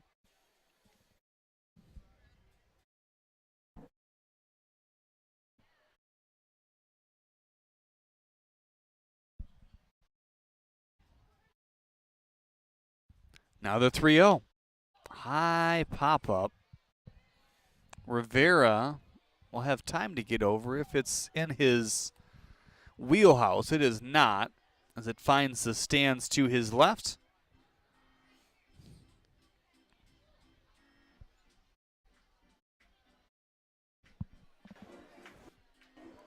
Some talking, that's about it, from what we can see at least. In the Hoppers bullpen, those umbrellas kind of block our view sometimes. Punched into left, a base hit. Eric Whitfield leads it off with a single here in the 4th as they try to continue to chip away at this lead. Let's check some scores around Major League Baseball here today. Cincinnati with an 8-2 lead over Baltimore right now. Seattle has a 3-1 lead on Houston. That's in the middle innings of play.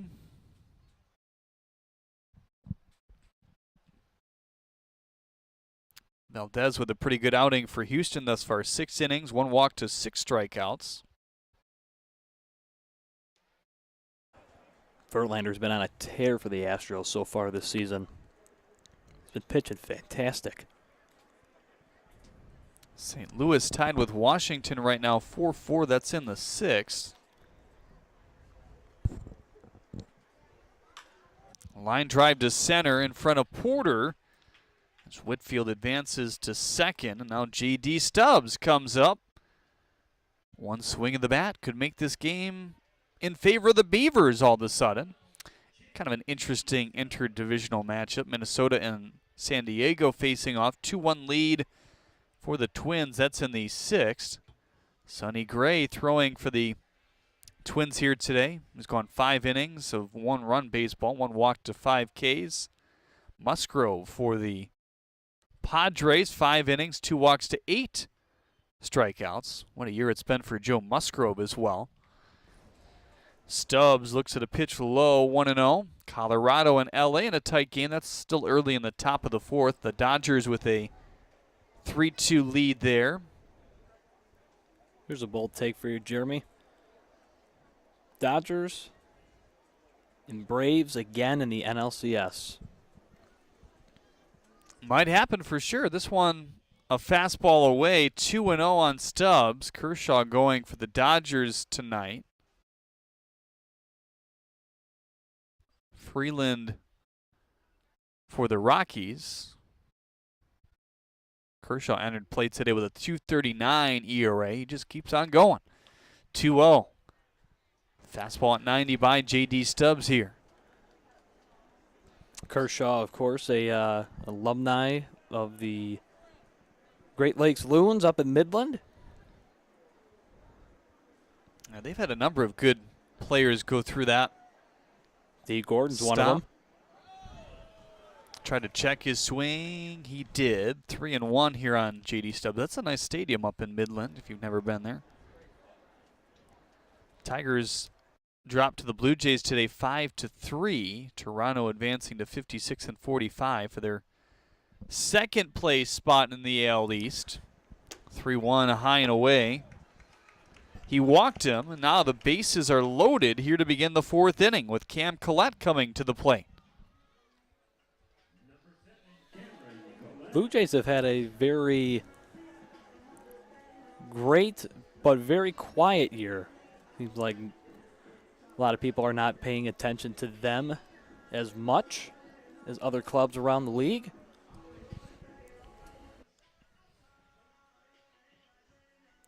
So Ryan Kottke discussing things, maybe buying some time for his bullpen to get loose. There's Drummond, who's expected to be able to go at least 2 here today. Milwaukee defeated the scuffling Red Sox. They're now 2 games below 500, 9-4 the final there. Brewers first in the NL Central. They're 57-44. They had home runs from Renfroe and Narvaez along with Taylor. That's one team that in my opinion, I think that could make a solid run in the NL playoffs is Milwaukee. First pitch to Collette, big swing and a miss at the 90-mile-an-hour fastball. The Yankees defeated the Royals 8-2. Those Yankees have been on a tear all year long. 69 wins already after today's win. Fastball in for strike 2. Judge had his 41st home run. 42nd. That man is going to get paid in the offseason coming up here. This one popped up. Kreitzer coming over, leaning, got it. Slips. That might allow a run to score. No, as he gets right back up. Whitfield was jockeying off the bag down the third base line, and now he will call time. That's a huge, big first out here in the 4th inning, though. LeMahieu and Carpenter also homering for the Yankees here today. LeMahieu was 3 for 5. One of the lone games that hasn't started. Cubs and San Francisco. San Francisco, another team that's been scuffling fairly.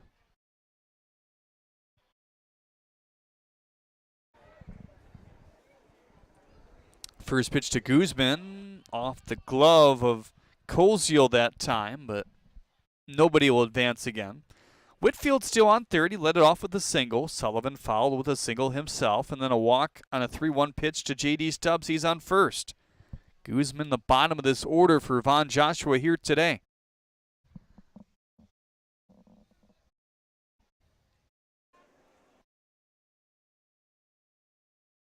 (1-0) off the equipment of Koziel there.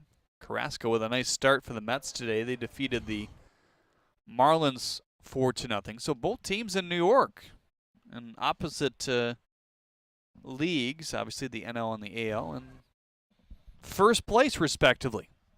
New York and the NL East. Fastball punched in for strike 2. Now all New York is waiting for is the Jets and the Giants to do the same thing that the Mets and the Yankees are doing. See the Jets in the AFC East and the Giants in the NFC East. Here's the 1-2, nearly hit him high on Guzman. Francisco Lindor hitting his 17th home run today. He was 3 for 4 with a couple of RBIs.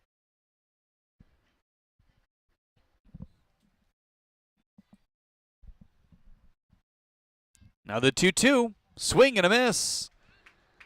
Wipeout breaking ball here from Orth. His 4th K tonight, trying to gut through this 4th inning.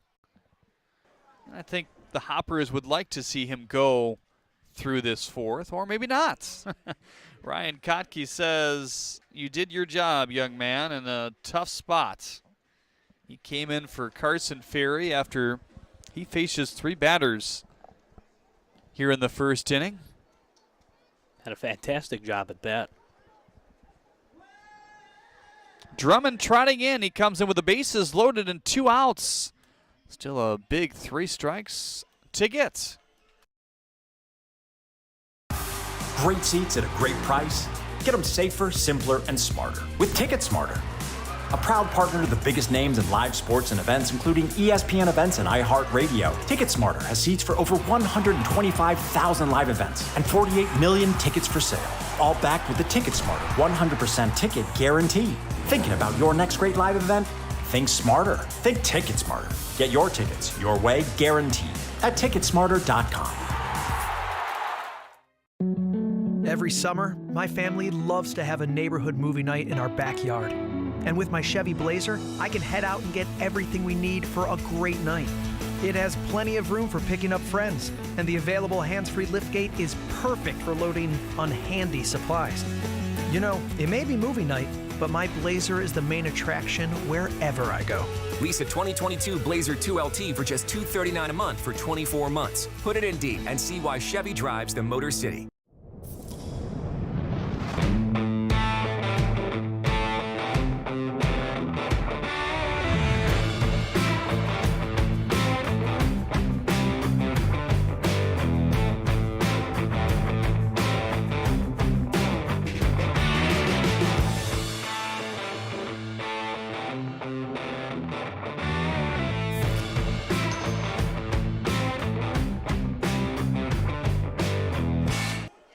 Bases loaded. Here with 2 outs. Drummond looking to keep everything the same with his team up 3-1. Couple scoreless appearances for him in a row, spanning 2 1/3 innings of work. His last outing was on the 22nd last week against the Mammoths. It was a scoreless inning. 2-seam fastball, 4-seam fastball, curveball, and a split change. For the righty, really worked hard on getting his velocity up. I was kind of having this conversation with Ryan Kotke before the game. I mean, it's a big jump, you know, whether you're sub 90 or just trying to get, you know, to 92, 93. He was averaging anywhere from 87 to 88 on the regular. His average fastball is still 88, but he's begun to get that more towards 90, which is big for him.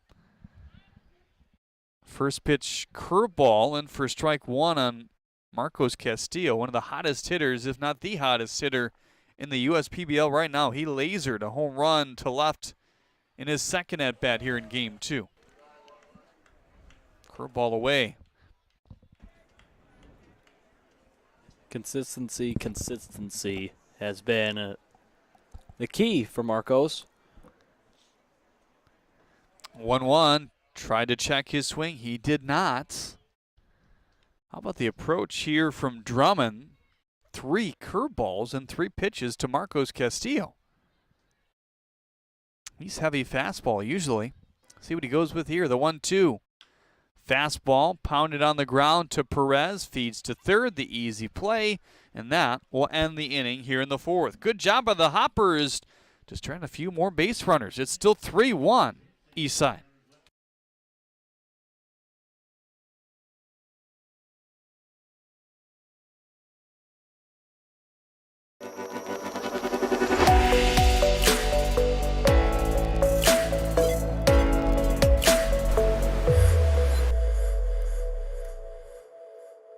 You hear about the promo that Jimmy's John's got going on? 5 off 20? How they pulling it off? Magic?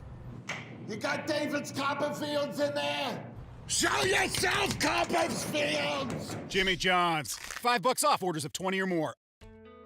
As your neighbor who works at Ascension, Michigan, and a cardiologist who's practiced for more than 20 years, I'm going to keep asking, how are you feeling today? Your care can't wait. Getting care sooner can mean catching things before they get worse. At Ascension, Michigan, our ERs and our hospitals and other sites of care are maintaining strict precautions for your safety. Studies have shown that people will get care sooner if they're encouraged by their doctors, family, and friends. Get the care you need at getascensionmichigancare.com. Jimmy John's Field is the perfect venue for birthday parties, summer picnics, company outings, and provides the best entertainment in Metro Detroit with great baseball all summer long.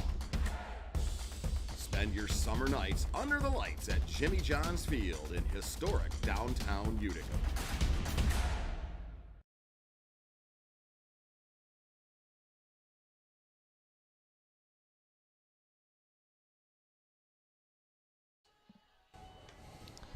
On for his second inning of work in his pro career, it's Hibbets. Didn't start all too friendly. A leadoff walk to Christian Fedko, then the single to Kozio, but he was able to get the next 3 outs in order to the top 3 in the order. So that impressive in and itself. Trying to keep this game right where it is here in the 5th and hoping that his offense will catch up a bit more. Time to take a look at some guys that are doing a nice job that have moved on from this USPBL league. Jackson Hicks, a guy that pitched here last year for the Mammoths. What a story he had. A guy who did not play in the traditional sense college baseball, was on the club team for the University of North Carolina for 4 years. Threw well, but you don't really expect a guy to then pitch in pro ball, but that's what happened. He was throwing low 90s by the time he got here with a good breaking ball. He's now with the Minnesota Twins. He moved on with 3 guys, or it was actually 4 guys that moved on all at the same time. The 4 best pitchers in the USPBL, right smack dab in the middle of the year, all got picked up by the Twins on the same day. I remember going up to a few people on the behind-the-scenes side here in the USPBL. First pitch to Joe Burke, tipped into the glove, and they're like, this guy's picking up today. Don't say anything. They're going to have an on-field ceremony. Oh, this guy's added. Oh, this guy's added. And it ended up in 4 all at the same time going to the Twins organization, who the USPBL obviously has a good relationship with. Sounds like Burke broke his bat. 1 up and 1 down here in the 5th. But for Jackson Hicks, a 2.84 ERA through now 25 appearances, all of them out of the bullpen. He was a starter here. A whip of 1.23. He's looking good, playing for Low A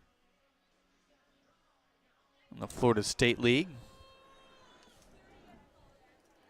Another alum from this great league. His team is at the plate now. It's Kevin Watley. Watley played for the Eastside Diamond Hoppers all the way back going to 2018 and 19, excuse me, and then moved on to Florence of the Independent League, playing in Quebec as well, before playing in Southern Maryland, and then starting this season off with the Missoula Paddleheads out in Montana. That one popped up to left center. Guzman going out as he picks up out number 2 as a bat flies into right field. Did it reach out? It's out in the woods. Can you get a flight scope track on that? Someone call Manu Ginobili to get that bat. And then Watley batting really well with the Paddleheads before he was traded to the Long Island Ducks out there in New York. He's been doing well. And Watley was an all-star during his time here at the USPBL.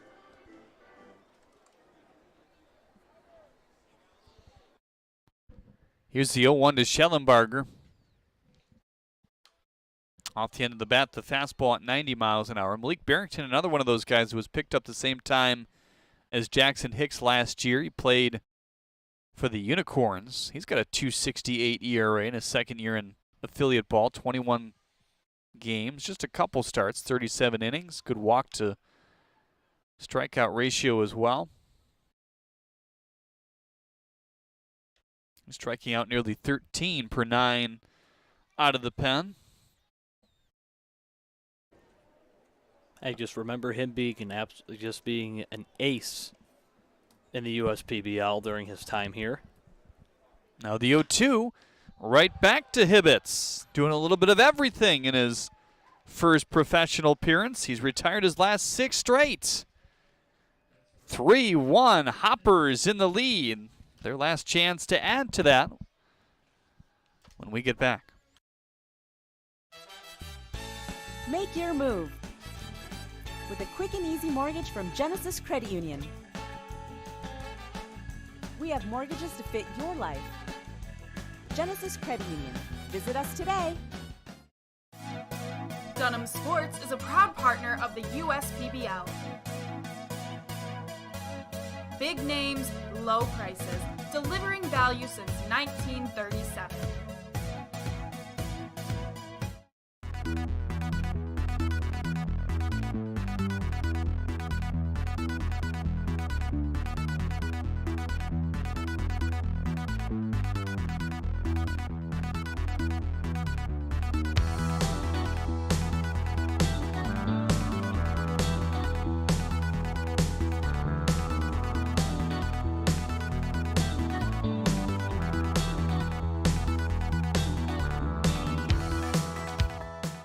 There are many things you can rely on in this world, like a sunny day brightening your mood, your mom baking the world's best apple pie, and never a dull moment in running your business. And when it comes to time-consuming HR tasks, you can rely on Tryon. Tryon can handle payroll and taxes, employee benefits, and more, so you can stay focused on attracting and retaining the best talent. With Tryon, you don't have to grow it alone. Visit RelyOnTryon.com. You can always rely on Tryon.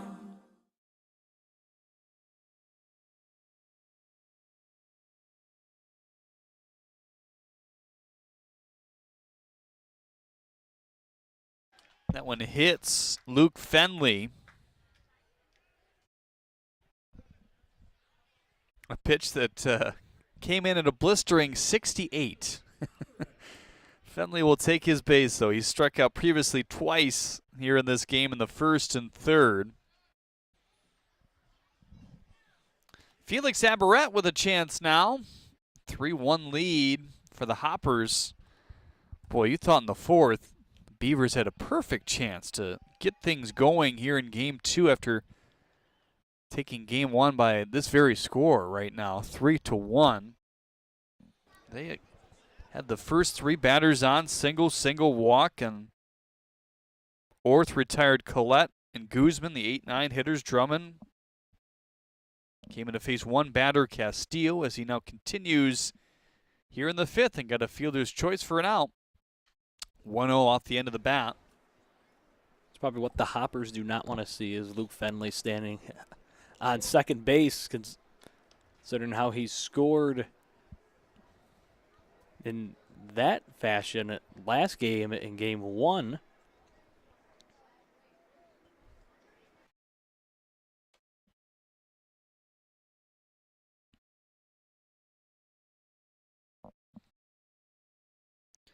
Aberrett looks at a ball away, 2-1 now.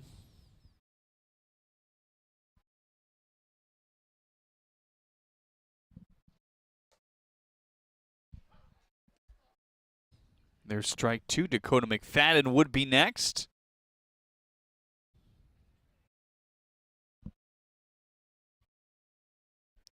Fenley leaning off his second, gets a good secondary lead.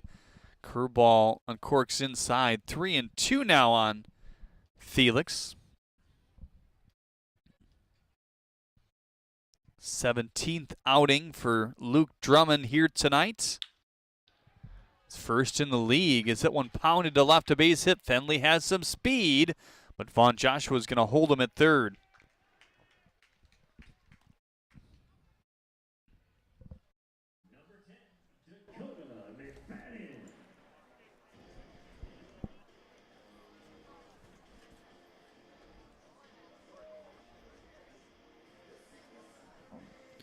Now Dakota McFadden will look to do some damage. He's 0 for 2 here in Game 2. Strikeout in the first, pop out in the third.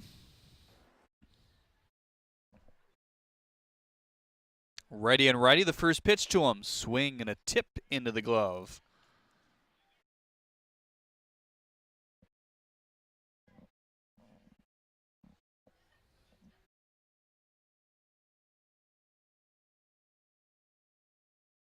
Now the 0-1. 88-mile-an-hour fastball in for strike two.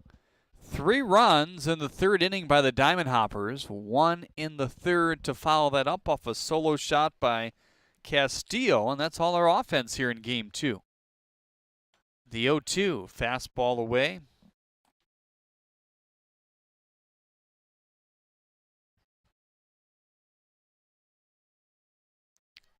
Drummond, another one of those guys that sees the same side as him hit a little bit better than the left. There's a fly ball, Kearing to right. Schellenbarger goes back.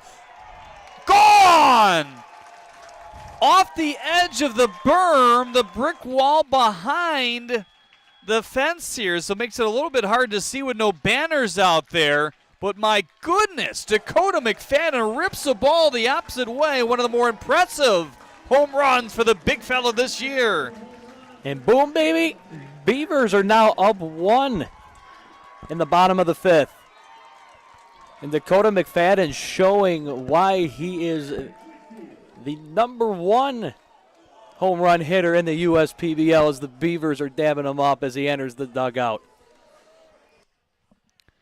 His team taking a lead. The Beavers trying to become the first team in the USPBL to win a doubleheader.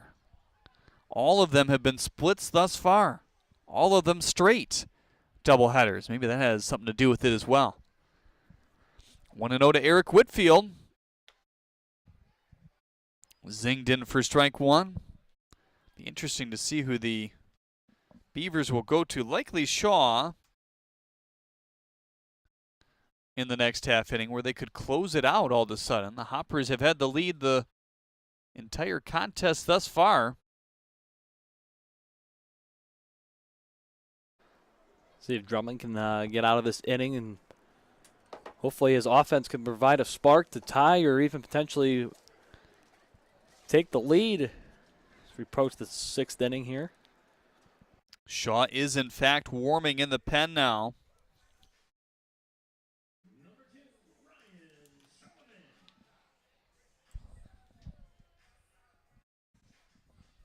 Ryan Sullivan is 2 for 2, singles in the 2nd and the 4th innings. How about this 5th for the Beavers? They saw the first 2 runners get on. Drummond hit the first batter, Fenley, and then the single by Aberrett. And on a 1-2 pitch to Dakota McFadden, who's hit balls hard today, kind of all around the ballpark, sends one the opposite way for a bomb. Here's a 1-0. Curveball outside. 2-0 on Ryan Sullivan now.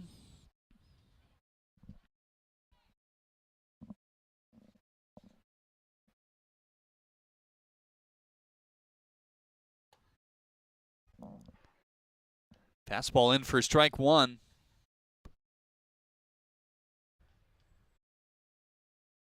It's interesting. Shaw's warming up. You don't often see this.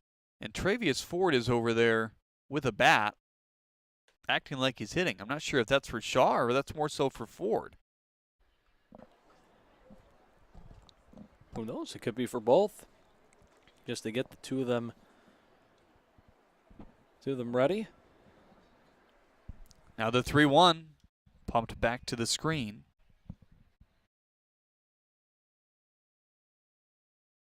Ford played left field in game 1, so he's obviously not pinch hitting and staying there for Sullivan. Stubbs, the designated hitter, is up next.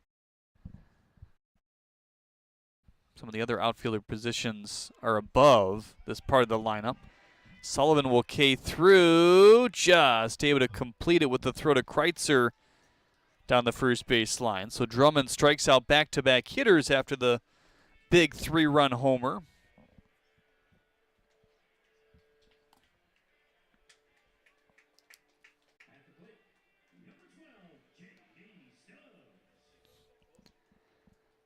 Now J.D. Stubbs, the last chance to pad this lead here in the 5th. He walked in the 4th, popped out in the 2nd. This one popped up. It's going to sky its way out of play. Actually, I think it rolled back down somewhere after hitting something in the sweet area to our left. Some kids were racing to try to get that baseball. And someone's going to go home with yet another souvenir. Here's the 0-1. Whistled foul. 0-2 now on J.D. Stubbs. 5th inning today brought to you by Scott's. We thank Scott's for their sponsorship of the grounds crew here at the USPBL. Outfielders are deep. Infielders are deep. Nobody on with 2 outs. The 0-2 swing and a miss. Elevated the fastball at 89. Strikes out the side after the big 3-run opposite field home run by Dakota McFadden. Shaw comes in and tries to close it out for the Beavers when we get back on the USPBL Network. You dreamed of starting a company, not an HR department, but your business has grown fast, and so have the complexities of payroll and taxes, benefits administration, and other HR functions. That's why your business needs a professional employer organization like Tryon Solutions. Tryon provides businesses of all sizes access to top-tier healthcare and employee benefit plans. With Tryon, you don't have to grow it alone. Visit RelyOnTryon.com. You can always rely on Tryon. At Fifth Third Bank, we're working hard to make banking a Fifth Third better, which means we put 166.7% into everything we do. I think you can only give 110%. Well, with free checking, fraud protection services, and an automatic savings tool to help you quickly reach your goals, 166.7% is possible. Oh, wait till my 8th graders hear about this. They're gonna be like, it's not possible. Well, yes it is. This is banking, a Fifth Third better. What makes Detroit Mercy so unique is the fact that it's in the middle of Detroit, and especially with their service learning programs, you really get a chance to be a part of the community. Detroit Mercy. Build a boundless future.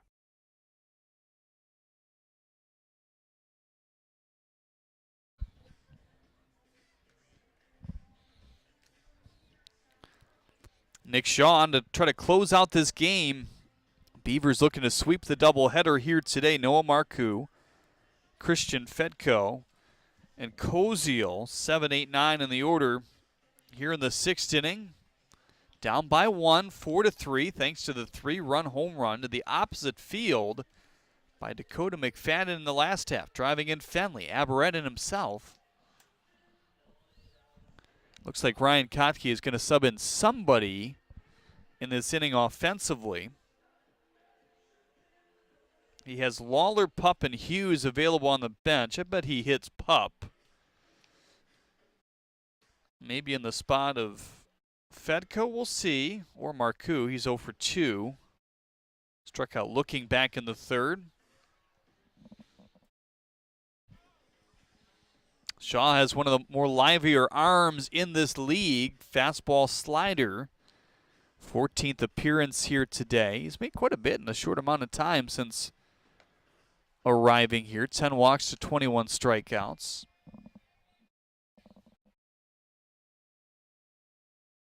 Guy that does allow a decent amount of fly balls. Has given up just 1 home run in his career thus far, but Noah Marcoux is a guy that has some power. What better time to get your first professional home run than to tie the game? Jackson started this game. Hibbett's relieved, kind of gutted through 2 innings. And Shaw trying to close it out here in the 6th. This one bounced low. And that's what all young baseball players dream of.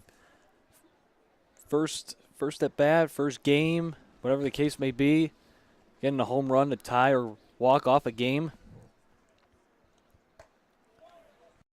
Fastball away at 90 there from Shaw. 2-0. Shaw today, or Shaw this season, I beg your pardon, 91 on average on that fastball. He's gotten it up to 93 with some high spin. 2-0, tipped into the glove. 2-1 now.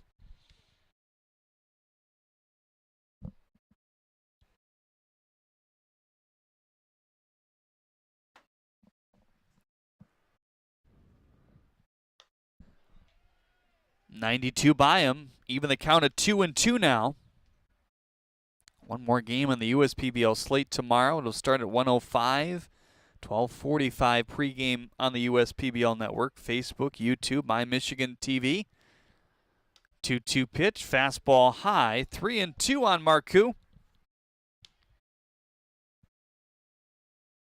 6th inning brought to you by UWM. Trying to end games in back-to-back fashions here in the top of the 6th. The 3-2. Little fluttering pop-up. It's off the high screen and back down.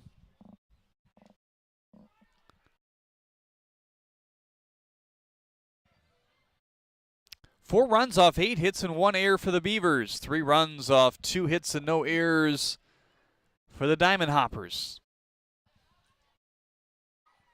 The walks have been big for them, cashing in. 3-2, high chopper foul.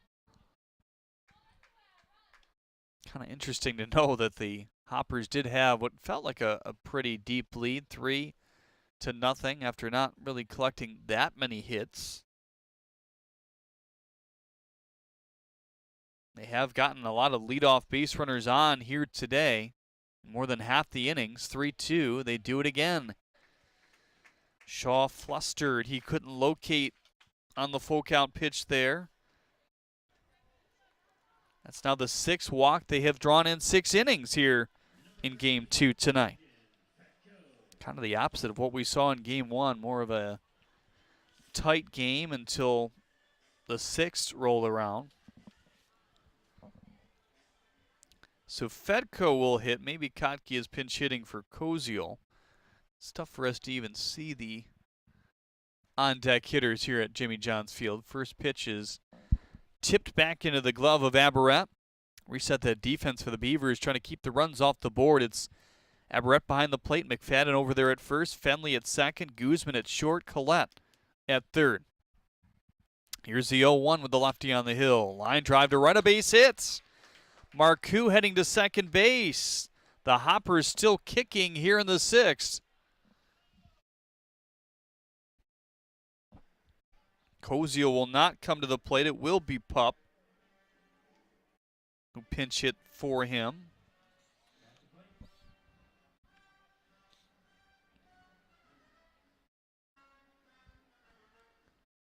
So we saw Pup in Game 1 at the shortstop position for these Hoppers. He had a single in the 6th inning.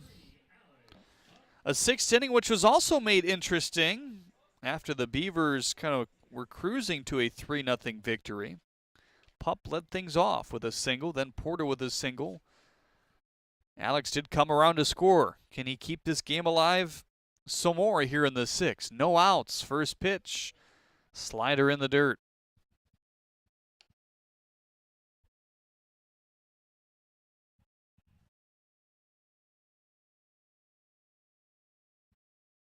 Shaw, not really a heavy ground ball pitcher. Below league average. Here's the 0-1.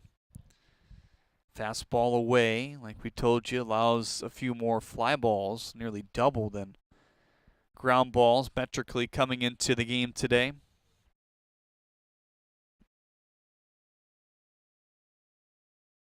Top of the order, Perez on deck. Here's the 1-1. Fly ball to right center field. That's going to hang up there. Whitfield stepping in. No real chance for Marcoux to advance as Whitfield has a good arm. A big first out as the top of the order unfolds now.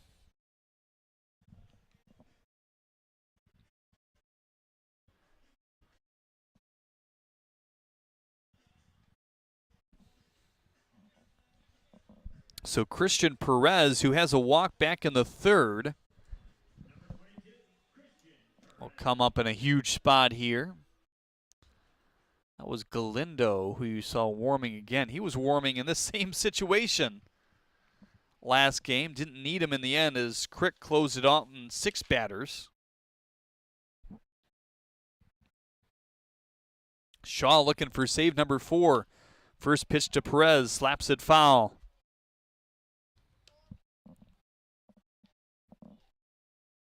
Perez, Porter, Rivera, the top of the Hoppers lineup here in Game 2. Just one batter different than Game 1. That was Pup there in the leadoff spot. Time called by Perez. Told you the infield. It's Sullivan in left, Castillo in center, Whitfield is in right. They're playing at pretty deep depth. Middle of the infield looking for that double play, which would end the ball game here tonight. Now waiting on the 0-1. Here it comes. Broke his bat. Fluttering into the glove of Fenley. Squeeze is out number 2.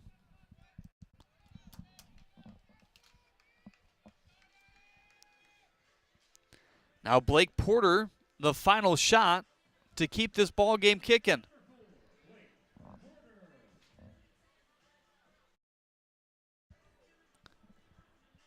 Galindo has stopped throwing, hoping that Shaw can get out of this right here.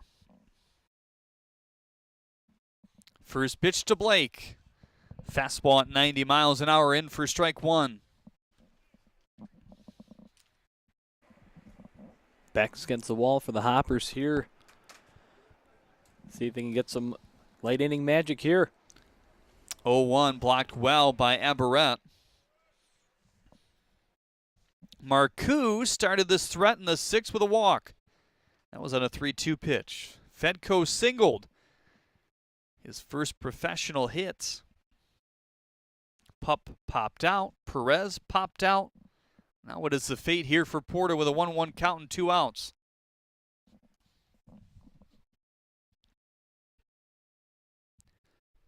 One is high. Fastball at 89 there.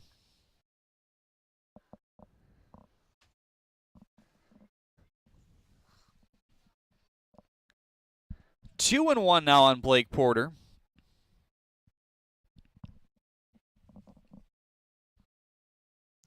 Shaw comes home, high.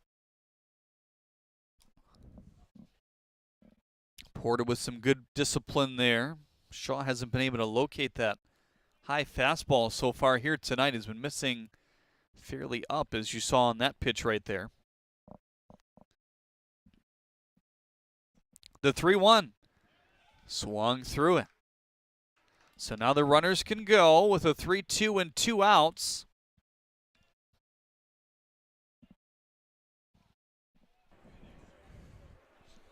Down to the last strike here. See if Porter can try and get the bases loaded. Runners move. The lefty on lefty matchup sees a pop up into left center. Guzman races out for the third out. And for the first time this season, a team has swept a doubleheader. The Beavers with a big victory. They're now just a couple wins shy of the Unicorns here today, moving to 18 on the season. The Detroit Mercy postgame show when we get back here on the USPBL Network.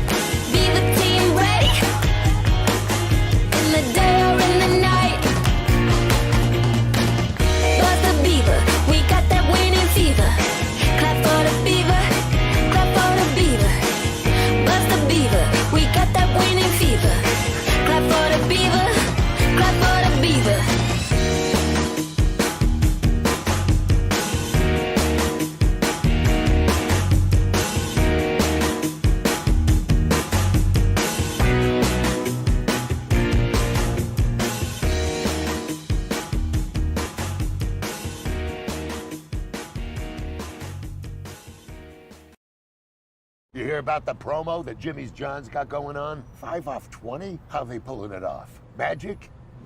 You got David's Copperfields in there? Show yourself, Copperfields! Jimmy John's. $5 off orders of 20 or more. Slide into a new home.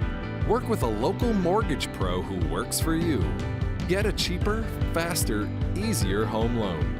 Find a mortgage broker near you today at findamortgagebroker.com.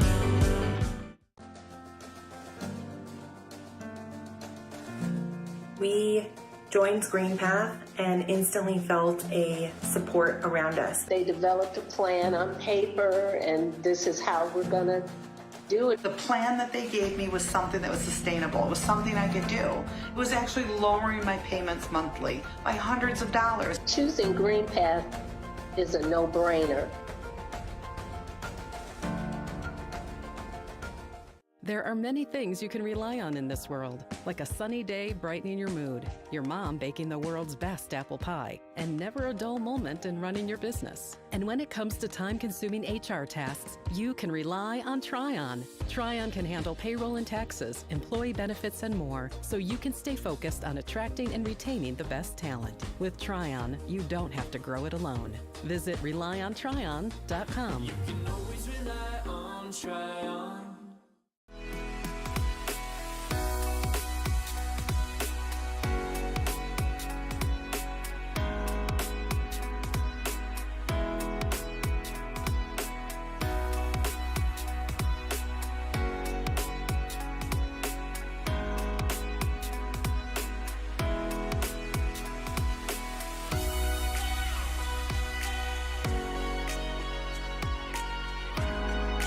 Throughout your life, from big moments to ones well-earned, we're your financial guardian angel. Alliance Catholic Credit Union.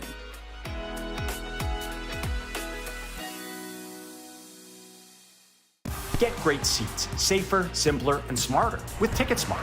Choose great seats from over 125,000 live events, all backed with a TicketSmarter 100% ticket guarantee. Get your tickets smarter at Ticketsmarter.com.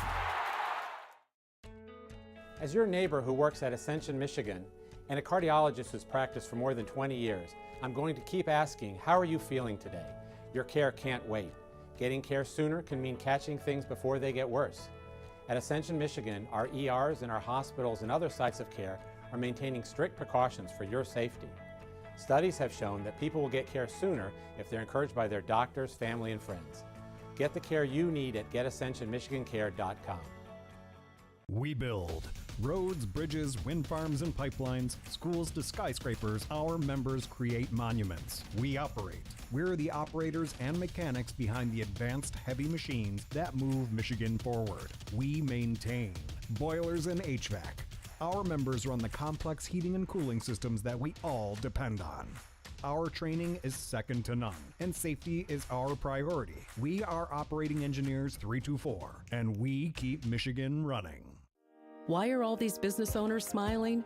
Because they rely on Tryon to handle difficult and time-consuming HR tasks like payroll, benefits administration, and more. Working with one of the nation's top professional employer organizations provides access to top-tier healthcare and employee benefit plans and Tryon's team of attorneys and HR experts. With Tryon, you don't have to grow it alone. Visit RelyOnTryon.com. You can always rely on Tryon. First State Bank is a locally owned and operated business. We're part of your community. At FSBCares.com, you'll find ways that we're making a difference by featuring locally owned and operated businesses, providing access to helpful financial resources, and engaging with community. FSBCares.com is part of our commitment to the neighborhood because strong neighbors mean stronger communities. Where good neighbors do great things. Member FDIC and Equal Housing Lender. One thing that makes Detroit Mercy unique and different from other universities is that the faculty truly care about you and they're always there to help. Whether it's asking questions after class or going into the office hours, they're always there to lend a hand and really make you feel at home. People are here to work together, and whether you have a question or you're discussing topics within the class, you can go up to your professor and they know your name. They're just willing to help you become a better overall student. Detroit Mercy. Build a boundless future. Every summer, my family loves to have a neighborhood movie night in our backyard. And with my Chevy Blazer, I can head out and get everything we need for a great night. It has plenty of room for picking up friends, and the available hands-free liftgate is perfect for loading unhandy supplies. You know, it may be movie night, but my Blazer is the main attraction wherever I go. Lease a 2022 Blazer 2LT for just $239 a month for 24 months. Put it in D and see why Chevy drives the Motor City.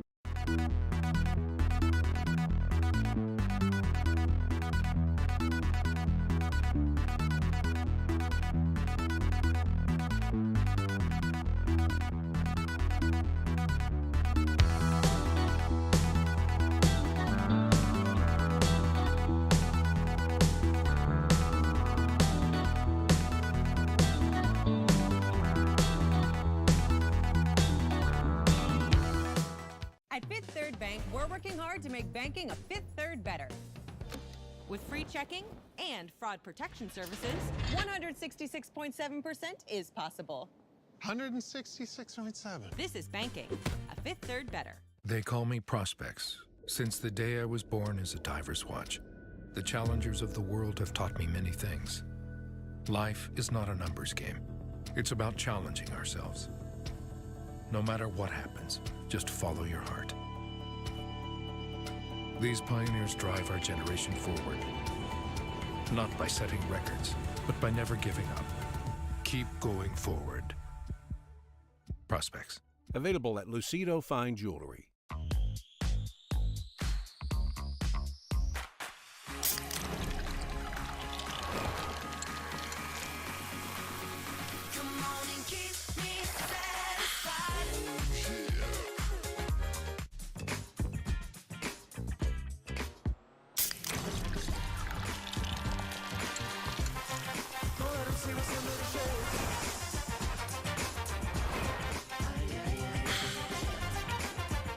Slide into a new home.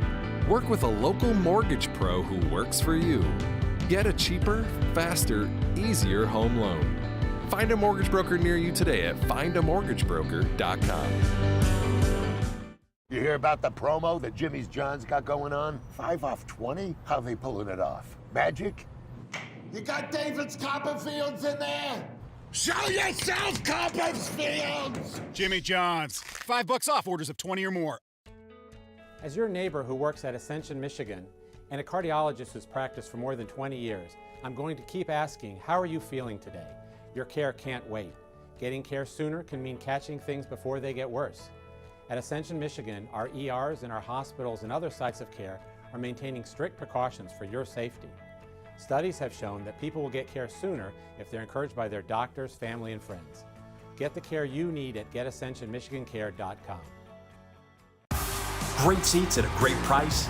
Get them safer, simpler, and smarter with TicketSmarter. A proud partner to the biggest names in live sports and events, including ESPN events and iHeartRadio. TicketSmarter has seats for over 125,000 live events and 48 million tickets for sale. All backed with the TicketSmarter 100% ticket guarantee. Thinking about your next great live event? Think smarter. Think TicketSmarter. Get your tickets your way, guaranteed, at TicketSmarter.com. We're the financial champion of Michiganders. Whether you're a goal-getter or dream chaser, an empty nester, or up-and-comer, anyone in Michigan can bank with us. Michigan Schools and Government Credit Union. The Beavers sweep the doubleheader here today on the USPBL Network, now with our Lombardo Holmes player of the game. He's a busy guy. He has to sign some autographs and do other interviews before he comes to us, but a nice win for your team. How does this sound, first off, the first team this year to sweep a doubleheader in the USPBL? It just shows the testament of what we've been sticking with each other all year.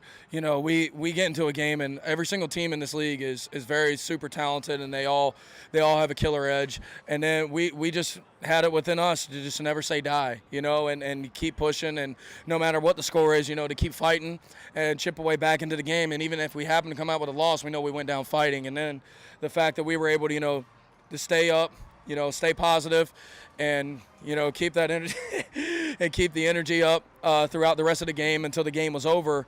And it's great. It's great that we came out with 2 wins today, especially with everything that was put together in both games against a really good team and really good arms and really good sticks. Feels really, really good. Picture of what just happened, because you couldn't see it at home, but JJ was in his pool here just kind of cooling off after the game, and he left a big trail of water, and I'm sure who's ever car he's hopping in, he's going to make it all wet. But take us through the at-bat. I mean, just the impressive nature of hitting it the opposite way that hard. Did you think he was going out? When I got it off the bat, first of all, he's got a really good fastball, and Kevin calls a really good game back there. Just as well as Witt in the first game, and Verbuggy's a tough arm, and God bless Carson. I hope he's okay. And for Orth to come in such a short situation, man, that was my caps off to him. A lot of respect to him for coming in and doing what he did to carry him through that game. That was fantastic. Hats off to him on that part. And then, the guy comes in, man, he's got a good fastball. He hides it well, and then he got me with the first 2, made a really, really good pitch on the third one, and then I was just telling myself, stay on the fastball because I know he beat me with it the first time.